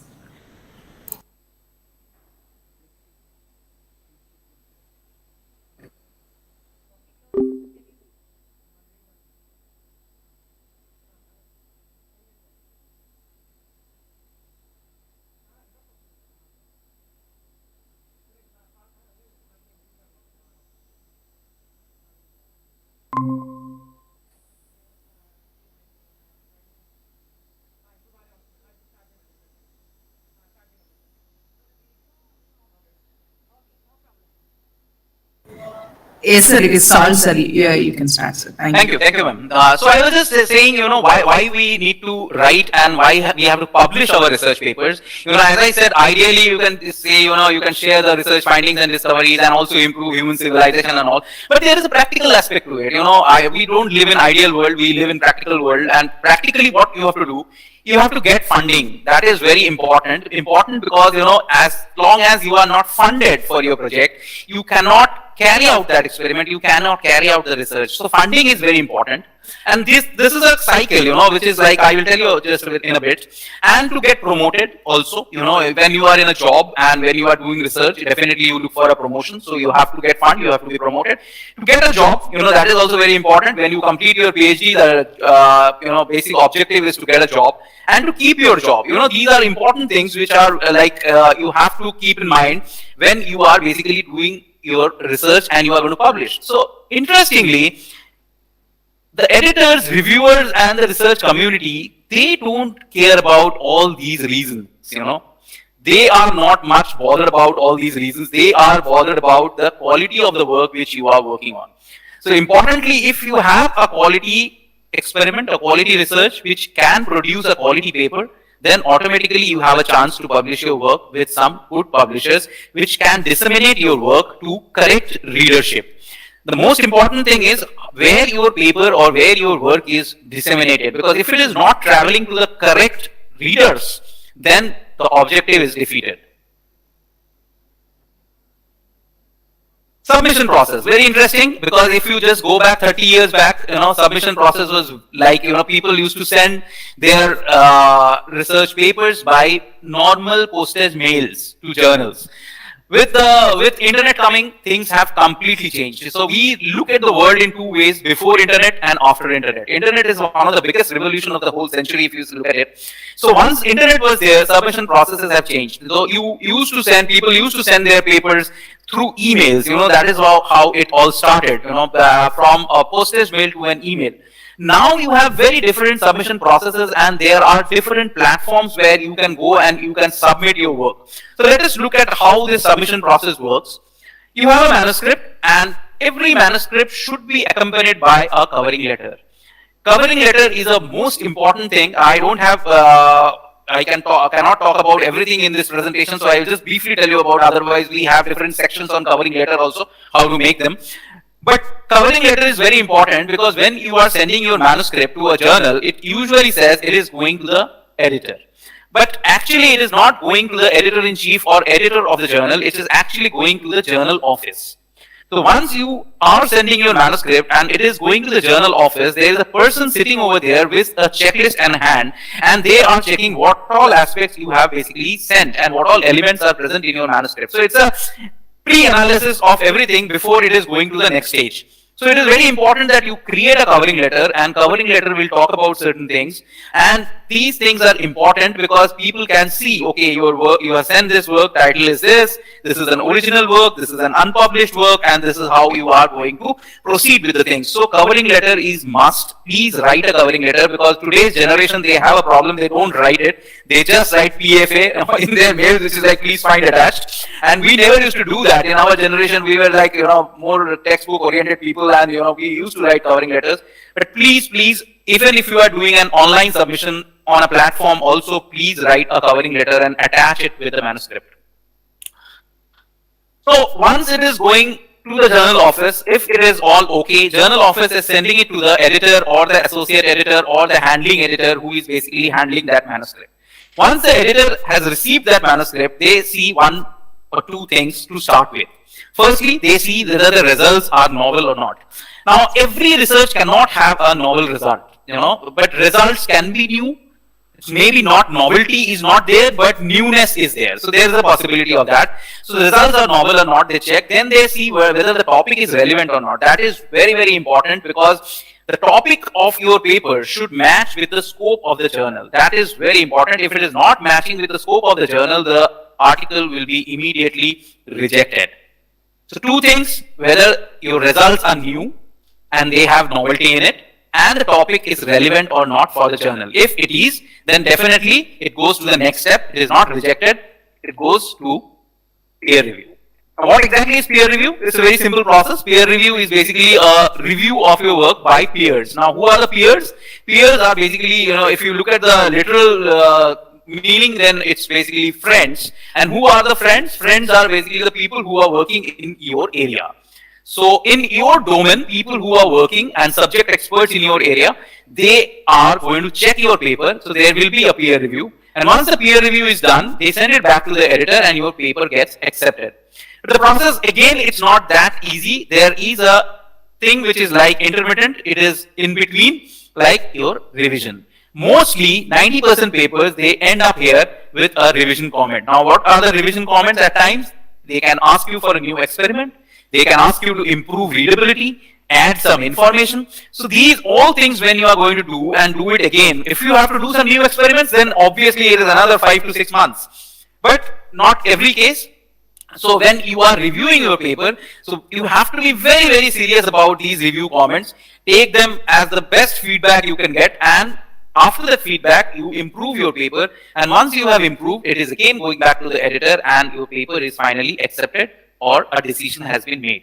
So this is the whole submission process. Now this whole process is basically now digitally managed. They have different places like Editorial Manager is one of the platform where we used to use that in Springer. Now we have a new one which we have created on in-house, and we are using it, which is called Snap for our journal articles. So it is important that you know this process well, you understand this process well, then only it's easy for your submissions also.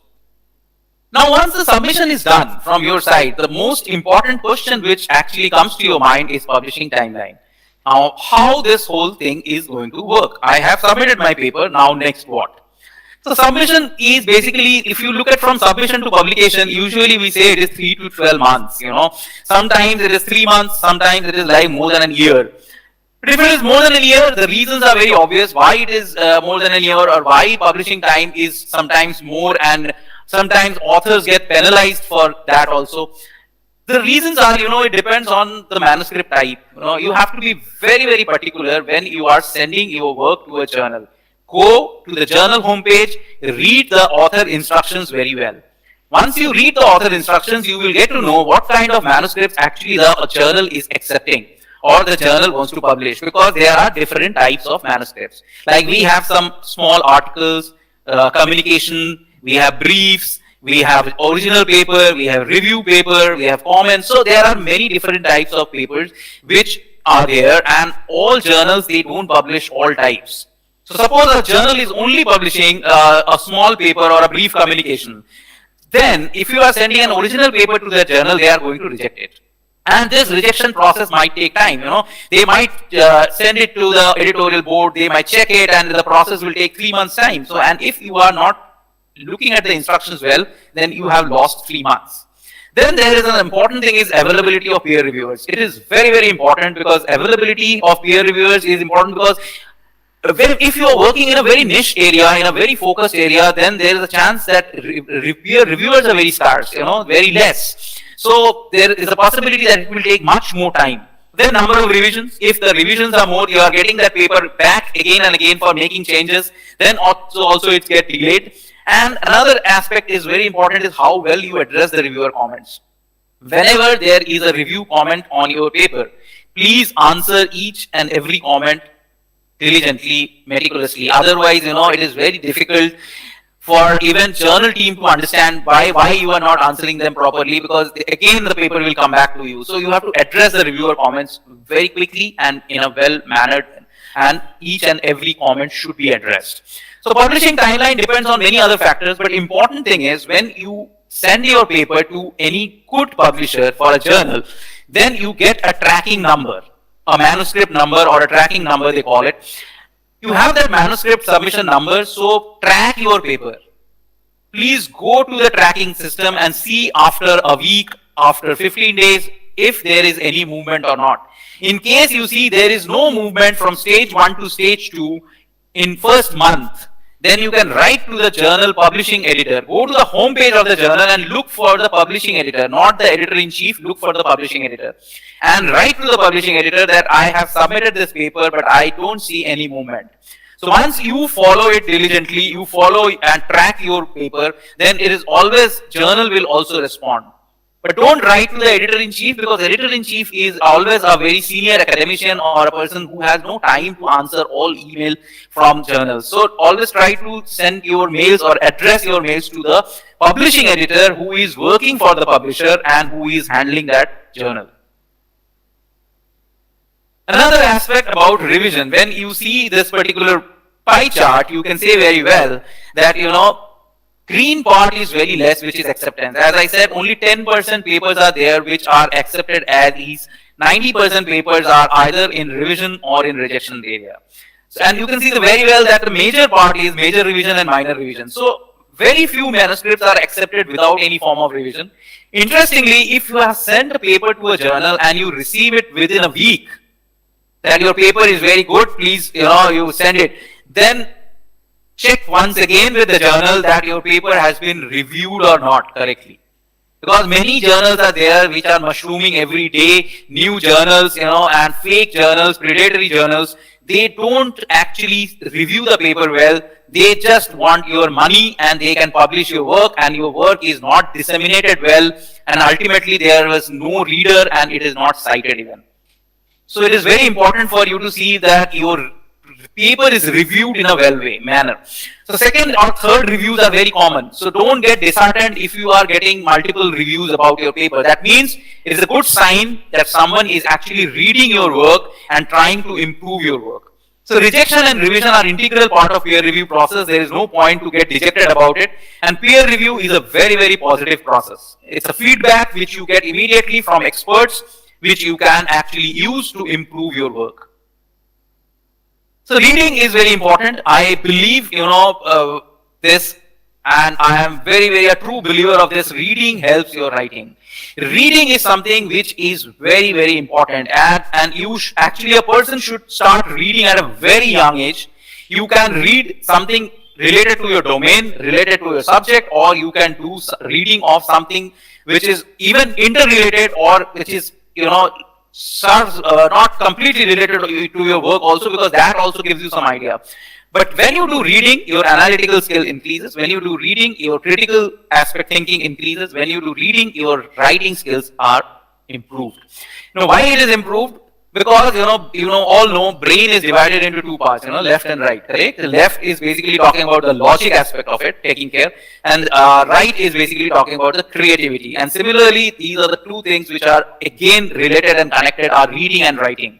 So reading is basically the logic part and writing is the creativity part. So until and unless you improve your logic part, creativity is not going to be improved. So it is very, very important that you read more, read well and read frequently.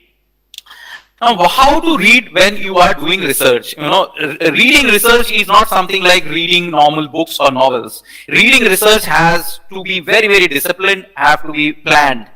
Now, what exactly you have to do? You select one day in a week, and you can actually spend all 1 hour, and you start downloading things which are important for your work. Don't go into that reading mode immediately.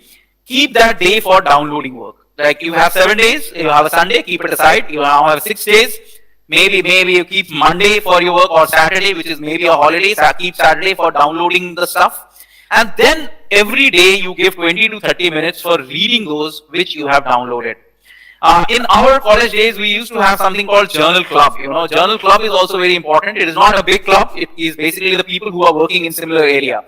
So you can have a club in your college, you can have a club in your community, and you create that. You can download a paper, and you all can actually read at your own pace, and then you can dissect that paper, sit together and look at the paper from different perspectives. Sometimes you miss one perspective which is not missed by the other person, and it is a good way to actually understand the paper, understand the research, and work on it.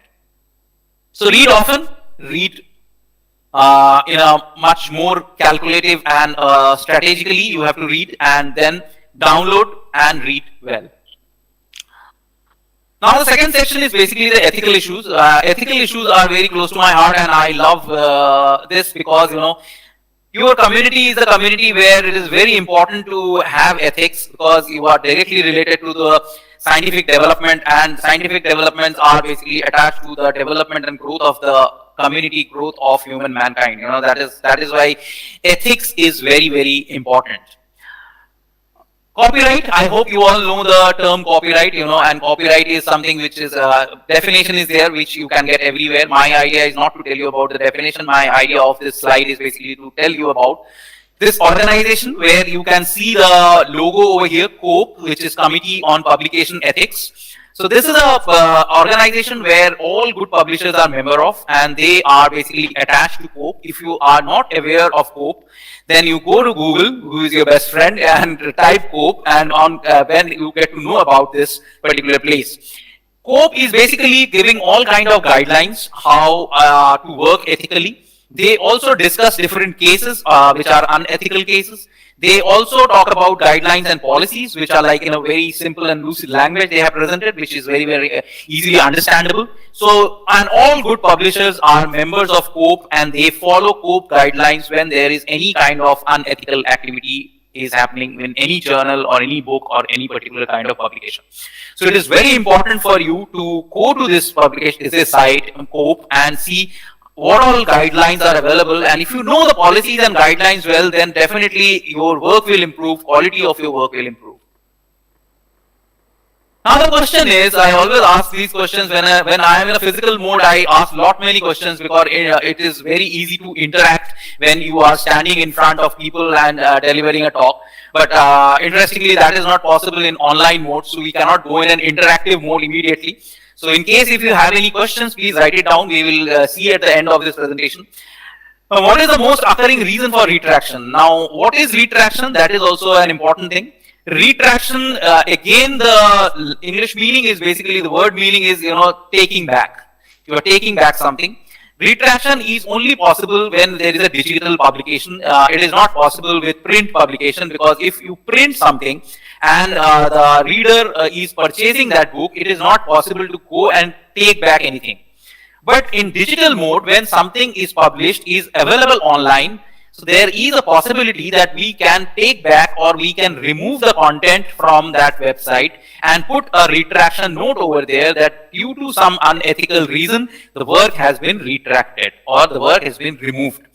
Now, when we started looking at different reasons for it, why there is a retraction, interestingly, we found that there is 40% people commit honest error. Honest error means you are committing an error, but you are not aware that this is an error, this is a mistake. And this is happening, the reason is very simple, because honest error is like, you are doing an error because you don't know the policy, because you don't know the guidelines, because you don't know the rules. And that is why I said you go to COPE site and look at the policies, look at the guidelines. Then we have fabrication and falsification. As I said, internet is the biggest revolution which has happened in the last century, but interestingly, internet has opened many other things. Like one is unethical practice, because a lot of data, a lot of information is available. People can download and fabricate and falsify them. So there is 28%, is a big percentage is basically falsification. Then there is a redundant publication, is a self-plagiarism, and then there are some other reasons also. Another question is, what is simultaneous submission? Simultaneous submission is something which is unethical. And what is it? Submitting the same manuscript to multiple publishers at the same time. That means you have written a paper and you want to publish that paper in a journal, but instead of sending to a single journal, you are sending it to multiple journals at the same time. Now, the question comes, I have written a paper, I want to submit that to multiple journals and I want to get the review. But I will publish only with one journal. I am not going to publish with multiple journals. So why this is unethical? It is unethical when I will publish it with multiple journals, not sending it to multiple journals. But interestingly, sending is also unethical. The reason is waste of time, effort, and resource. As I said, when we talk about these big number of journals, if you look at the number of journals in your domain, you will find there are only 10 to 15 good journals in your domain. Now, when you have these 10 to 15 good journals in your domain and you are sending these your paper to different journals multiple journals at the same time, these journal office is going to send that paper to the reviewers, and that is the resource. And reviewers is the most important aspect of this whole publishing cycle. The people who are organizing this conference, the people who are already working with journals, they know very well. The most difficult part is basically arranging review. Arranging a keynote person like me is not difficult. Talk to the person, he will be available for an hour. Arranging food is not a problem. Arranging online platform is not a problem. But arranging reviewers is the biggest problem. Because you have to write to 10 reviewers for submit. When you get a paper to be reviewed, only one person answers, and sometimes all these 10 people, they don't answer because they are busy with their own research work. Then you have to go back and look for another reviewer. So wasting a reviewer is very, very problematic. That is why simultaneous submission is a problem and it is highly unethical. Please don't do that. If you have submitted your paper to a journal and that journal is not replying to you, take time, see a couple of months. If it is not moving, as I said, track your paper. If you are not able to see any movement, write to them that I want to withdraw my paper and I want to take it to some other journal, but don't send it to other journal before withdrawing it. Even if they don't reply to your withdraw, it's fine, because you have withdrawn it, you have a proof with you that you have withdrawn the paper, and then go to the next journal. But don't do simultaneous submissions. Multiple submissions. This is another problem, multiple submissions.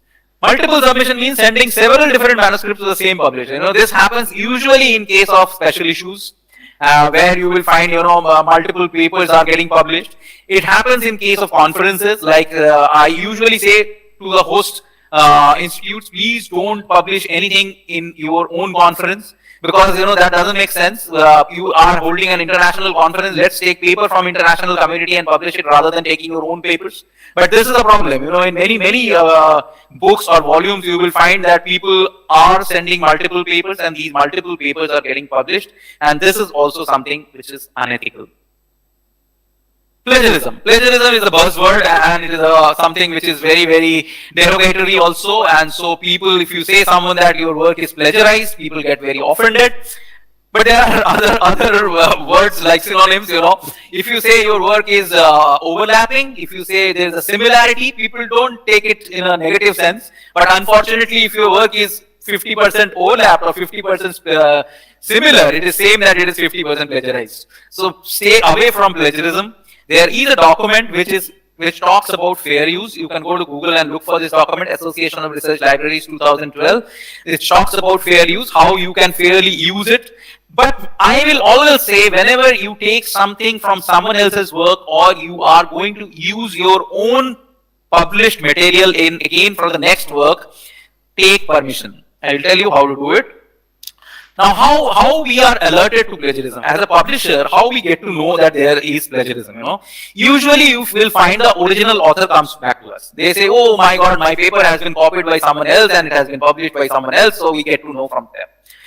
Very seldom we get to know from reviewers. Reviewers are there to check the quality of the work, not the plagiarism of the work. But many reviewers, because they are reviewing so frequently, they are involved in the process, they find something fishy at times. They cannot tell you that the work is plagiarized, but they can highlight certain points sometimes, I read this somewhere else and this is something which is problematic. So reviewers also, they highlight this to us, and there are whistleblowers.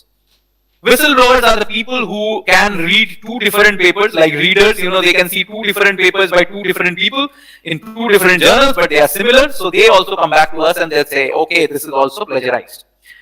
Now, as we know about plagiarism, we also know there is a tool, and this tool actually helps to identify plagiarism. There are many tools. In fact, there is Turnitin, there is Authenticate, there is Docolock, many are there. So we know that tool is basically helping us to identify plagiarism. But I will tell you one thing: the tool cannot identify plagiarism.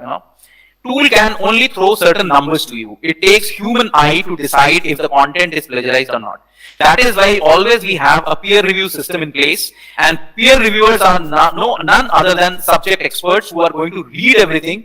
They will also look at the report which is generated by this tool, and they will try to understand whether there is a plagiarism or not. But plagiarism tool cannot tell you that it is plagiarized. We need a human eye, a human intervention to tell us whether the work is plagiarized or not. I will give you an example over here. Before that, this is how Authenticate looks. This is a screenshot of Authenticate. I have put this over here because we use Authenticate in Springer. This is how it looks from inside. You can see the papers are listed and reports are generated with the percentages over there, which is very clearly saying how much percentage is there of similarity. This is a beautiful, colorful paper, but unfortunately, color is not good everywhere. This is like 93% plagiarized paper, and it's all colorful, but it is unfortunate that this paper is taken from some other places, and this is not an original work. So what exactly the tips I want to give you? The tool cannot detect all problems. So you need a person, you need a human eye, as I said. And also a low similarity score does not mean there is no plagiarism. I will give you an example over here. Suppose you have two papers, X and Y. Right? You check X and Y through any tool which is available to you. X gives you 30% similarity, Y gives you 10% similarity. Now looking at the similarity score, it says very well that X is more plagiarized than Y. Go a little deep into it, a subject expert is looking into it, that X is 30% is basically 1% from each different paper or each different sources. But this 10% is a direct lift from somewhere in the result or methods. Now if you try to compare it, 10% is more dangerous than this 30%, and 10% is more plagiarized. That is why I said low similarity score does not mean there is no plagiarism. So how to look at these numbers? At times we get these queries from organizing committees, and we get these queries from journal editors also. How to interpret these numbers? We say whenever you run this tool and you get less than 20, send it to a reviewer.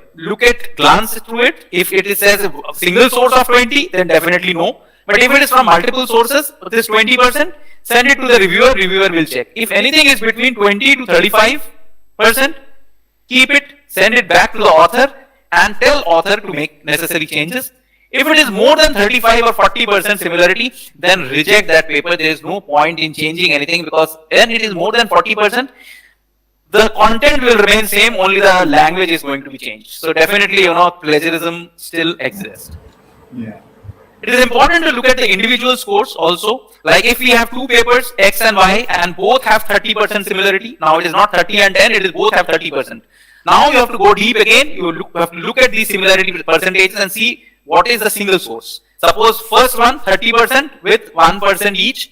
Second one 30%, 20 from one source, 10 from other source. So 20% from single source is a problem. So look at the individual sources also.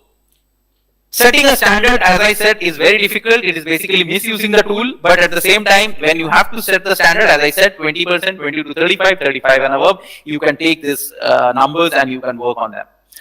Now the publications which are basically the part of this cross-check database, they are only checked. Anything which is available online can be checked by these tools. Anything which is not available online cannot be checked.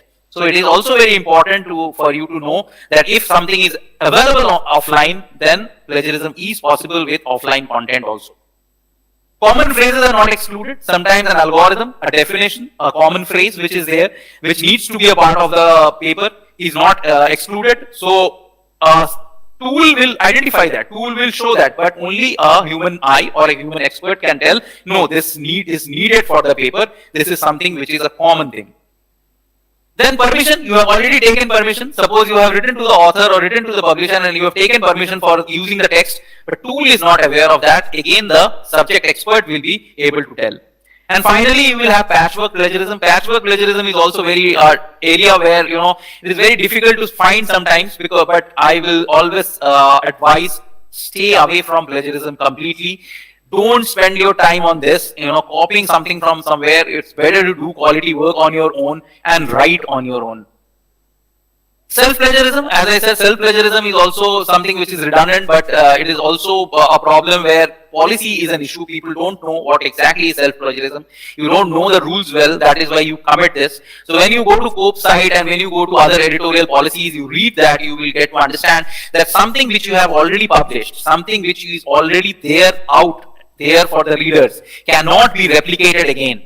So you can refer them, but you don't have to replicate that same thing. So that is self-plagiarism. Fabrication and falsification, as I said, this is something which was not there before internet, and it was there, but much lesser. But with the availability of data, this has increased abundantly, and phenomenally, this is present in many papers, and you have to keep yourself really away from this. So general advice, verbatim copying should be put into quotation marks. If it's a sentence or something which you have taken, please put into quotation marks, otherwise you take permission. Give credit to the original author, please give recognition. If you are writing to an author for getting your permission and author is not aware of it, don't write to the author, write it to the publisher, and always use permission, request permission whenever you are reusing any figure or table. Like this is a chapter which is published in Springer. This is the homepage of the chapter. If you go to any homepage of your chapter or article published in Springer or any good publisher, you will find there is a link which is there, which is highlighted down there, which is called reprints and permissions. If you go to reprints and permission, you know, it will open a page which is called rights link page. And if you want to take your permission back, it's that easy. You go to the home page, and if you want to use someone else's figure, someone else's text of paper, then also it's easy. Go to rights and permission, answer some queries, and they will send the permission back to you. Once you have that permission letter, then you can reuse the content. Okay, now coming to an interesting topic, which is structuring your manuscript, is like how you can structure your manuscript, how you can write your manuscript. So structuring your manuscript is like you can see over here, you know, everything has a story in it. Whenever you used to write a small paragraph in your school days also, you just think about it, it's a story. You know, you start with some beginning part, you have a middle part, and you have a concluding ending part. That is how every paragraph is written. And this is what we do in when we structure our even research papers. We don't write once upon a time, but definitely, but there is a structure there. The structure is called IMRAD. And IMRAD is nothing, it's basically, you all know what exactly is IMRAD. It's an abbreviated form of Introduction, Methods, Results, Discussion. So all papers have these 4 aspects: Introduction, Methods, Results, Discussion, and there is an extended IMRAD if you look at it. There is a title, there is an abstract, there are keywords, and finally you have references and acknowledgements. So this is how your usually structure of a scientific paper looks at, other than papers in law or mathematics or something like that. Now, what is the right order? Now, listen to this question carefully and then answer in your mind. When you are drafting your paper, you are not finalizing your paper. When you are drafting your paper, then what is the first thing you are going to write? These are the elements, as I told you: title, abstract, keywords, introduction, methods, results, discussion, references, acknowledgements. These are usual elements of your paper. So what is the first thing you will write when you actually write your paper? What is the right order of writing them? First thing you are going to write is methods and results. Because when you are drafting your paper, the first thing you know, which you have actually have done some methods, and using these methods you have got some results. So this is what you are going to write first when you are drafting your paper. Then you have introduction and discussion. Write this after selecting your target journal. Once you select your target journal, then only write your introduction and discussion, because when you go to the instructions of authors for journals, you will find there is always some information is there regarding introduction and discussion. And finally, you will write title and abstract. I know many people must have thought in their mind that you will first write the title, you will first write the abstract, but actually we will write the title and abstract at the last, because abstract is summarization of your work. That means whatever you have written, you are summarizing it. And title is sometimes, again, you have to read the instructions well, because sometimes it's not more than 65 characters or not more than sometimes 12 to 15 words. So it is very important, because title is again summarization of your aim and your whole work. So this is the right order in which you have to write when you start from draft and going to the finalization of your paper. The importance of your title. Title is a very important part of your work, because it grabs the reader's attention. First thing, whenever I type something nowadays on Google, I don't get to see the whole paper. I only get to see the title of your paper. So it's a level. It's a level for indexing also, and it's a level for searching also. So it grabs reader's attention. It introduces your manuscript to an editor. When you are sending your manuscript to a journal, journal editor, first thing he sees is the title. And then he goes into the abstract, then he goes into the result, and come back to the introduction methods and everything. So this is the way a reviewer moves. So title is conveying the main topics of your manuscript. Be always specific and concise. Avoid jargons, abbreviations, and acronyms. If it is an abbreviation like DNA, use it. But if it is not, if it is some abbreviations of your own domain or part, or a new abbreviation, always use the full form. Never use the abbreviation in your title. First impression count, that is your abstract. Always write on your own. Don't ask anyone else to write your abstract. Go to the paper, read everything, and you create that abstract. What all things are important? You have to add relevance of your aims. You have to add importance of your results. Don't write results in abstract. You have to write importance of your results. You have to write the validity of conclusion. Abstract is very important because it judges your writing style, and sometimes it is the only part sometimes read. Because in digital world, if I have not subscribed your paper, the only thing which I can see, suppose I am looking for a paper in certain area and your paper is highlighted there on my search on Google, I click that, I get to see that paper, I cannot immediately download that paper. Now I don't want to purchase that paper until and unless I am interested, so I can only read abstract. And if abstract is not well written, sometimes only the, it will be read by reviewers only, and it is not going to any place. So your abstract should be very good, so that people understand what exactly there in the paper and interesting for me or relevant for me. Then only I will download that paper and I will work on it. Next section is introduction. It says why, what question was studied, the problem which is studied. Again, it is actually stepwise, beginning, middle, end. Introduction is the beginning. Do not write comprehensive literature over here. I know you must have read a lot of literature in your work, but don't put everything in the introduction. Cite them. Put references and use references to help people or help the readers to go to these places and find their things. The middle part, use the rationale or reason of your study. Explain how you address the problem. Do not state the results from your study. People, they do a mistake when they write, they put results in the introduction. You have a different section for results. Please don't put results in introduction. I can tell you 30% papers get rejected on first go because you put results in introduction and immediately the reviewer says, please revise this. Introduction end, clearly state the specific aims of your study, state the methods you have used, and the citations are balanced or not, they will be checked. The second section is materials and methods, and it is like how you have done your work. Clear subheadings, methods in the past tense. Describe methods in past tense.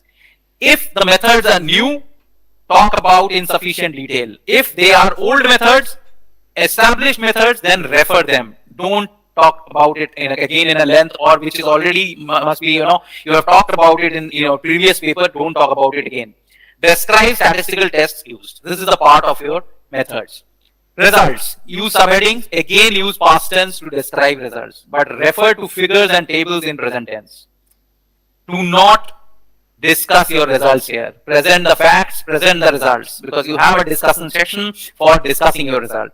Do not duplicate data among figures and tables. That is very, very important, because if you are duplicating that, reviewers will give it back to you, and it is basically repetition of everything. Your tables, your figures should be standalone. They should speak of their own, because when when reviewers look at your work, they immediately reading the introduction, they go to, at times after reading the title and abstract, they go to the results. They see the tables, they see the figures, and they come back if they are interested, otherwise no.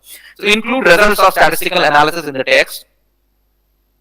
Again, I am saying figures and tables are very effective. Keep it simple, use separate panels, avoid duplication with the text, include trend lines, and legends captions should be very clear, so that they can be standalone and people can look at tables and figures and understand them without going into the text.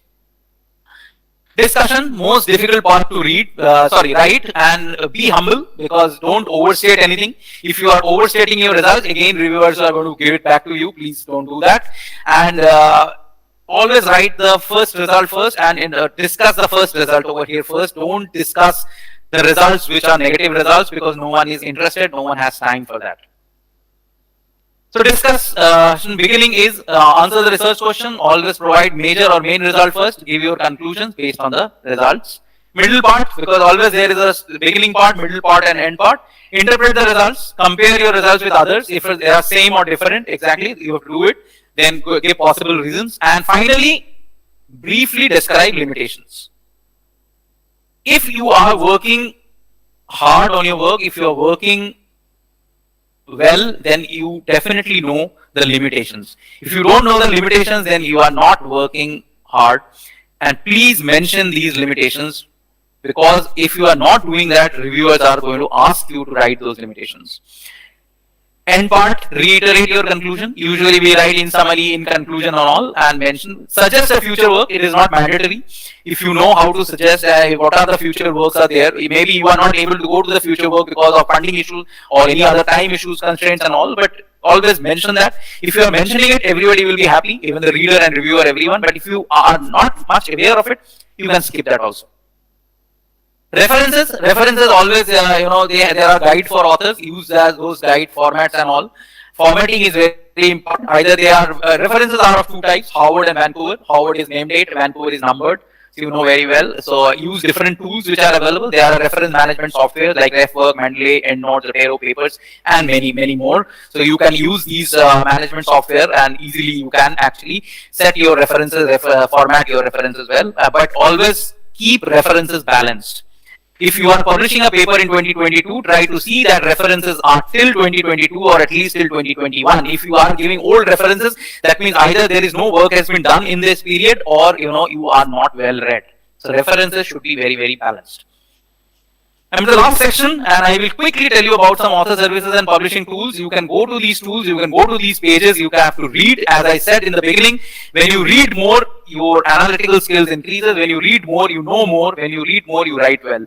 And using these tools are very effective tools which we develop over a period of time. All the good publishers are now also technology-driven organizations, and they are using these technologies, and they are helping author community so that they can actually use these tools, and they get they do things in a much smoother way.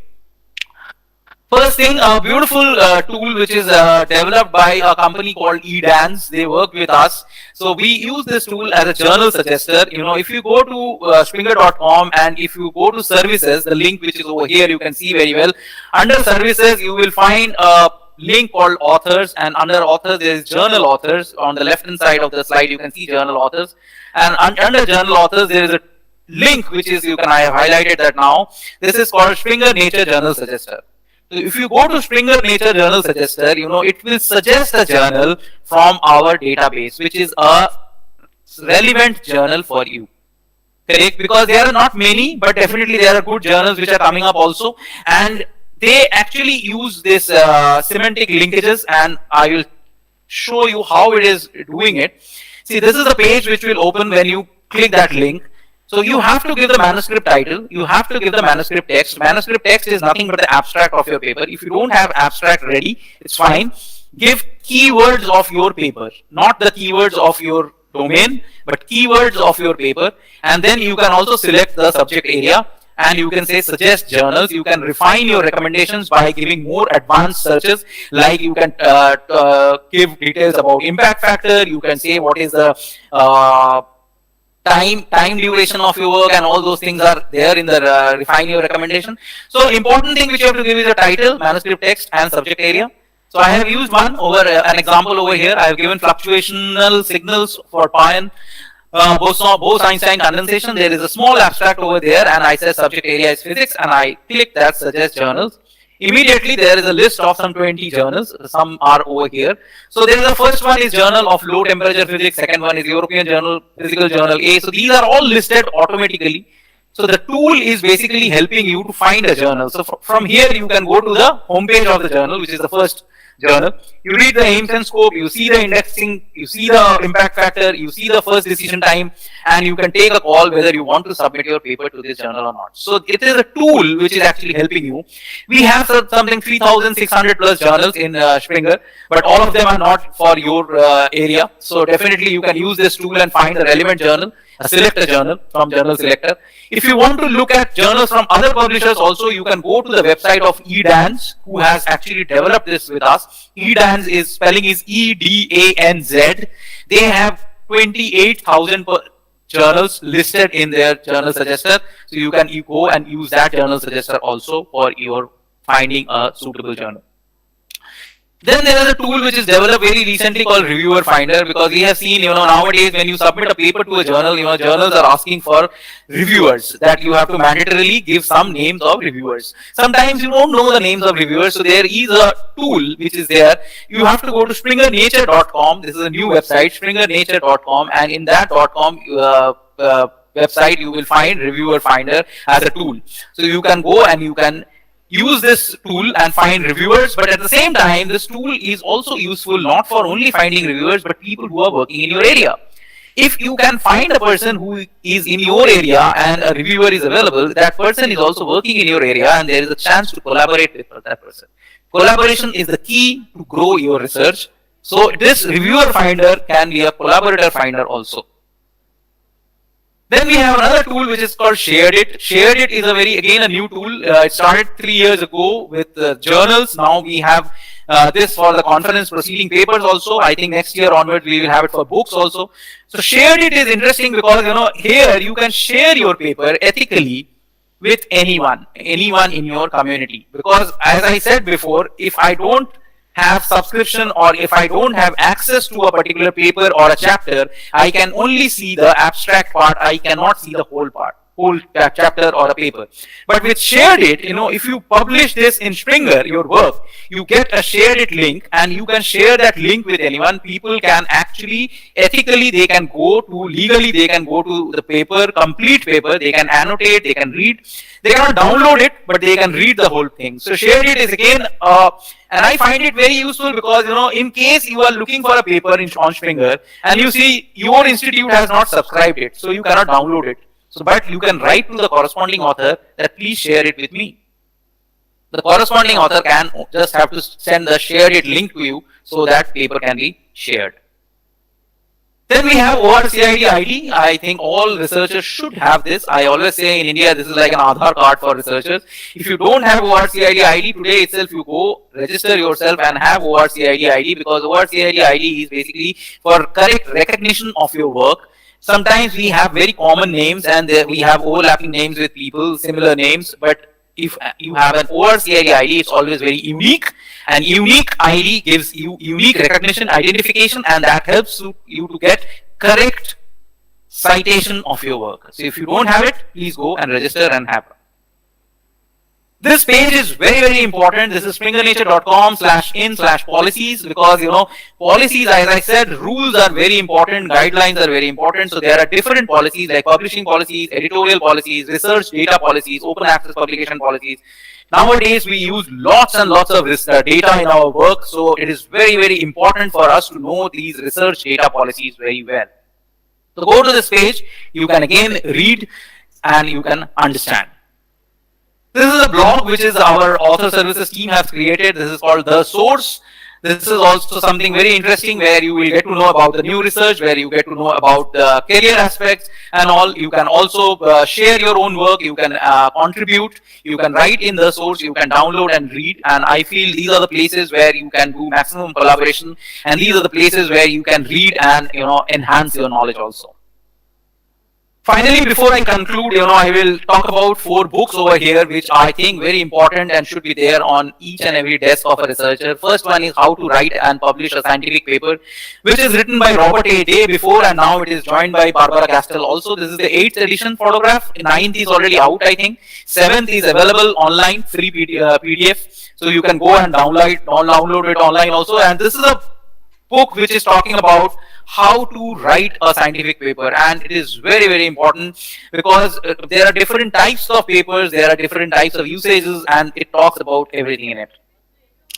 Then there is another book written by William Germano. It is Getting It Published. This talks about nuances of publishing, and again a book which can be referred back. These are like reference books. These are not one-time read. Whenever you have a query in your mind, you can go back and you can check. Then there is a textbook on research ethics. As I said, ethics is very important, and this is written by Sana Liu, and which is used as a textbook in many universities. So if you can get hold of this book, this is very good read. And finally, there is a book called Writing for Publication, Transitions and Tools That Support Scholar Success. This is a new book which is written by Mary Zolango and Olivia Saraco, and this is a book which you can use and you can use for your work. Finally, thank you so much for listening to my presentation. Thank you so much for giving me this opportunity to talk to you, although online. I would love to talk to you in physical mode if possible in future.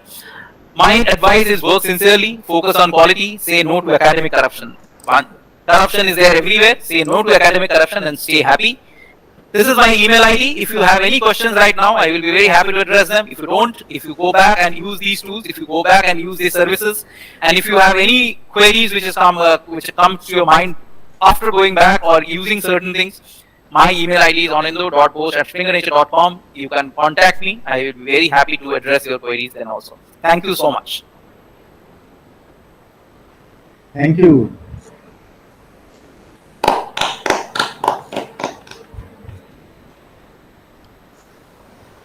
Hi. Yeah, if there is any question, I can take it now. You have left so many questions to us. As a researcher, what are the things we need to follow? But wonderfully, I get really thankful to that. The books which you have suggested, I hope in every college, I would like to recommend every college to have these particular things in the library, so that definitely it will be useful to everyone. Yeah, sure. Yeah, Tejasvi madam. From the authors who are attending from the YouTube, if anybody is having any doubts or any questions, they can ask. Sir, can you hear me, sir? Yeah. Yeah, I can hear. Sir, there are a lot of insights into things which we don't know. Probably we need to look into a lot of things. It looks like another research world for us right now. The whole objective is to take you to this research world, where you will have these queries in your mind. Once you have these queries, you go back to reading, and then you have more queries, and this is a way to learning. So, a very good set of insights for us. I think will take you seriously with all whatever inputs you have given to us. Sir, I think few comments are there in YouTube link. Can you just check out to answer those queries? Okay. Can we read out the comments, sir? Yeah, it is better, madam. If you can take. Well, I'll just do that.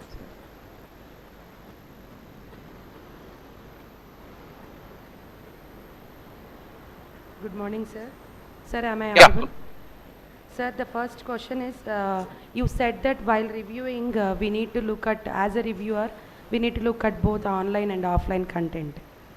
Yep. Online content, the tool will help us how much percentage it is plagiarized. Correct. But how, as a reviewer, I can identify what is the percentage of plagiarism that is going to be there with the offline content? Yeah, see, ma'am, first thing you have to understand that work of reviewer is not to look at plagiarism.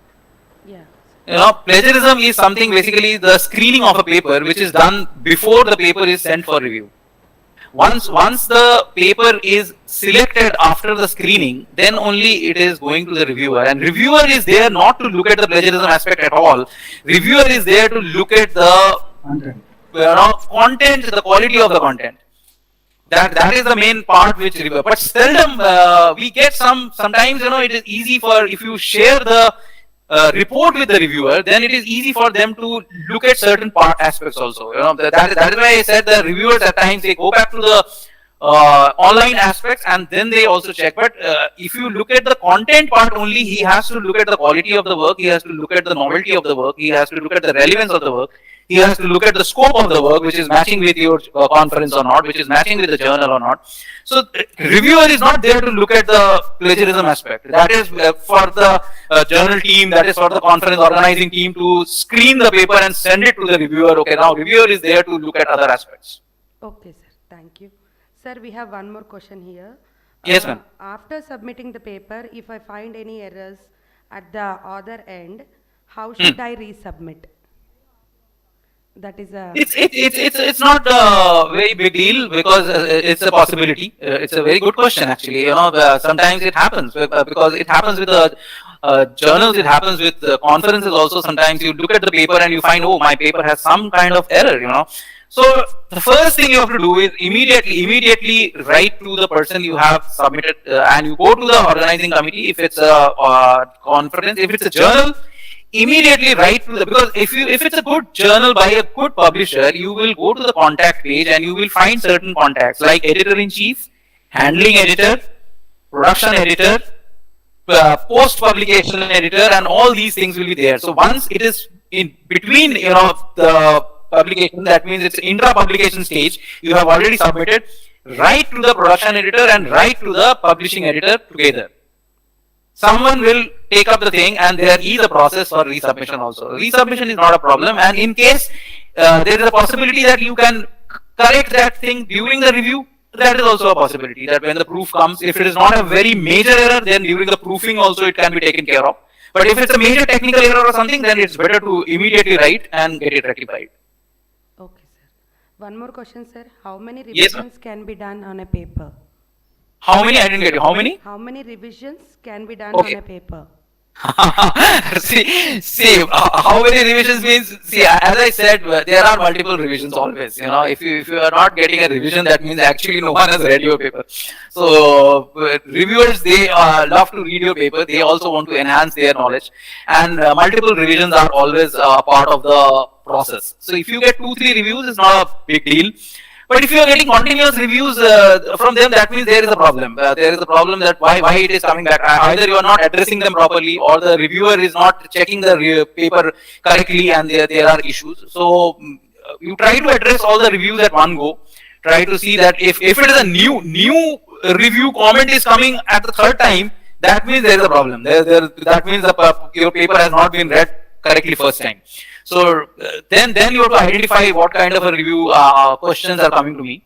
But otherwise, you usually get 2 to 3 reviews, and between that, paper gets sorted.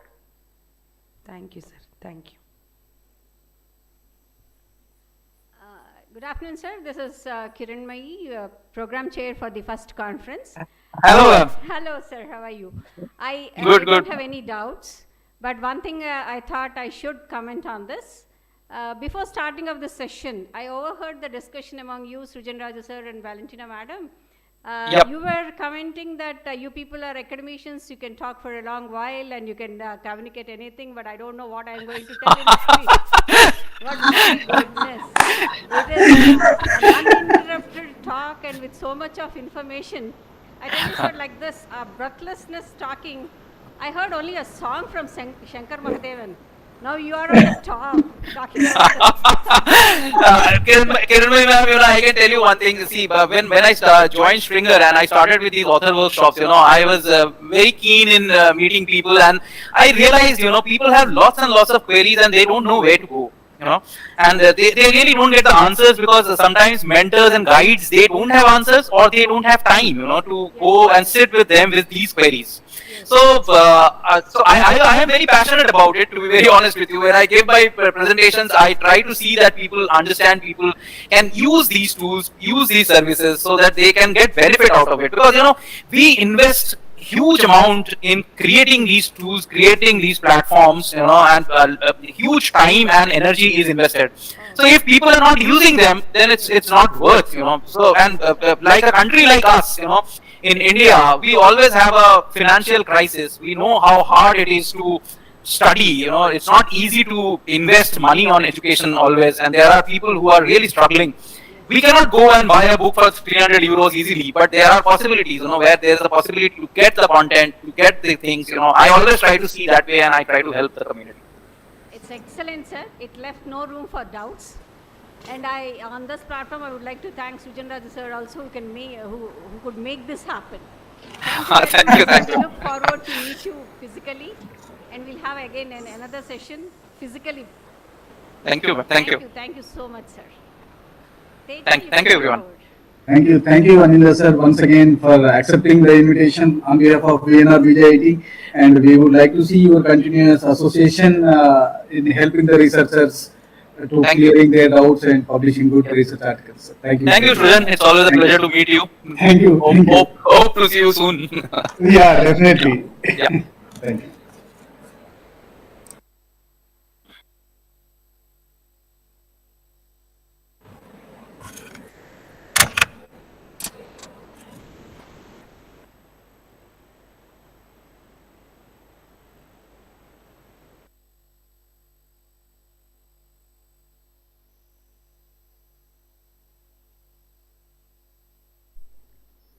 Teja? Ma'am. Teja, you can propose the vote of thanks.